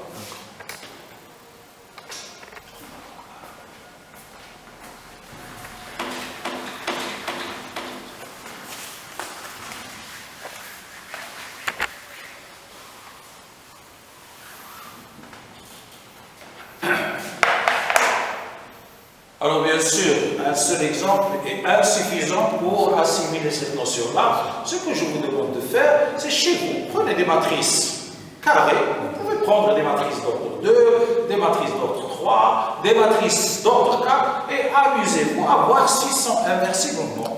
Donc vous avez vu que finalement c'est quoi? C'est un problème de résolution de système linéaire. Si vous arrivez à résoudre votre système linéaire, ça veut dire que votre matrice est inversible. Et si vous trouvez que votre système linéaire est impossible, ça signifie une seule chose, que la matrice n'a pas d'inverse, n'est-ce pas? Alors, pour clôturer, je cite quelques propriétés, quelques remarques. Pardon, monsieur, si l'inverse existe, il est unique, la matrice. Si l'inverse existe, il est unique. Il est unique. Donc votre ami là, il pose une question intéressante, laquelle, si l'inverse existe, est-ce qu'il est unique? Bien sûr qu'il est unique. Bien sûr qu'il est unique. Ça, c'est pour toutes les voies, pas seulement pour la multiplication matricielle.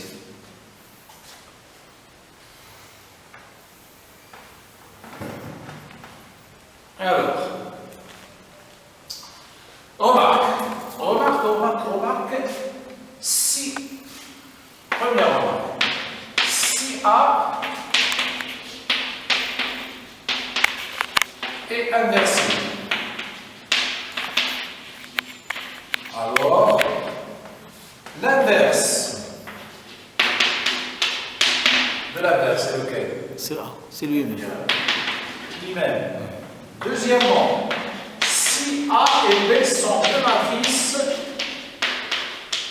sont toutes les deux inversibles.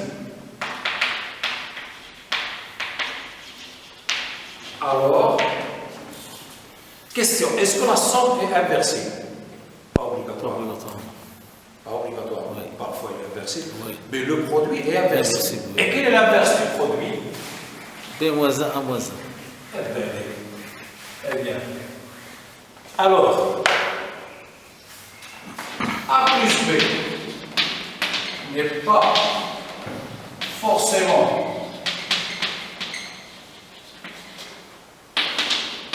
inversible, mais A fois B est inversible. Et on a la chose suivante. A fois B moins 1 égale B moins 1 multiplié par A moins 1.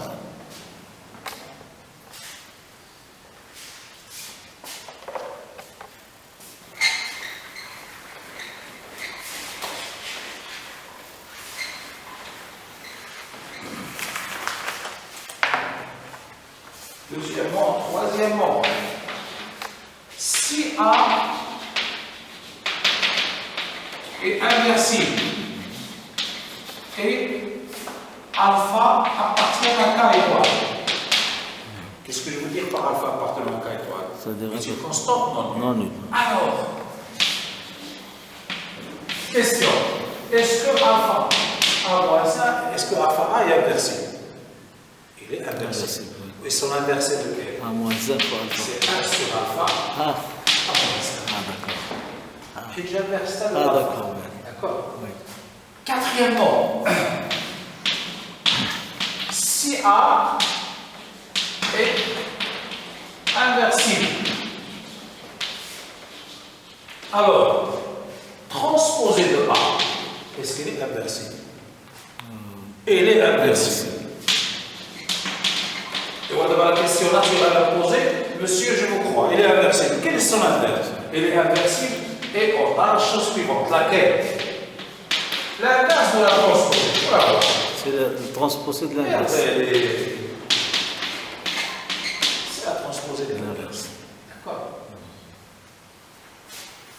Bon, je crois qu'on va arrêter. D'accord. Et ceci termine alors le chapitre 3. Mais vu les circonstances, je juge que c'est largement suffisant pour dominer cet outil-là qui est les matrices. D'accord. Et bien sûr, comme je l'avais dit au départ, les matrices, c'est un utilitaire. Là, on vient de comprendre un petit peu le concept, mais c'est surtout l'utilisation des matrices qui est importante. Alors, dans le chapitre suivant, nous allons étudier les applications linéaires. Les applications linéaires et leur lien avec les matrices. Et là, vous allez comprendre encore mieux l'utilité de l'outil matrice. Wassalamu alaikum. D'accord.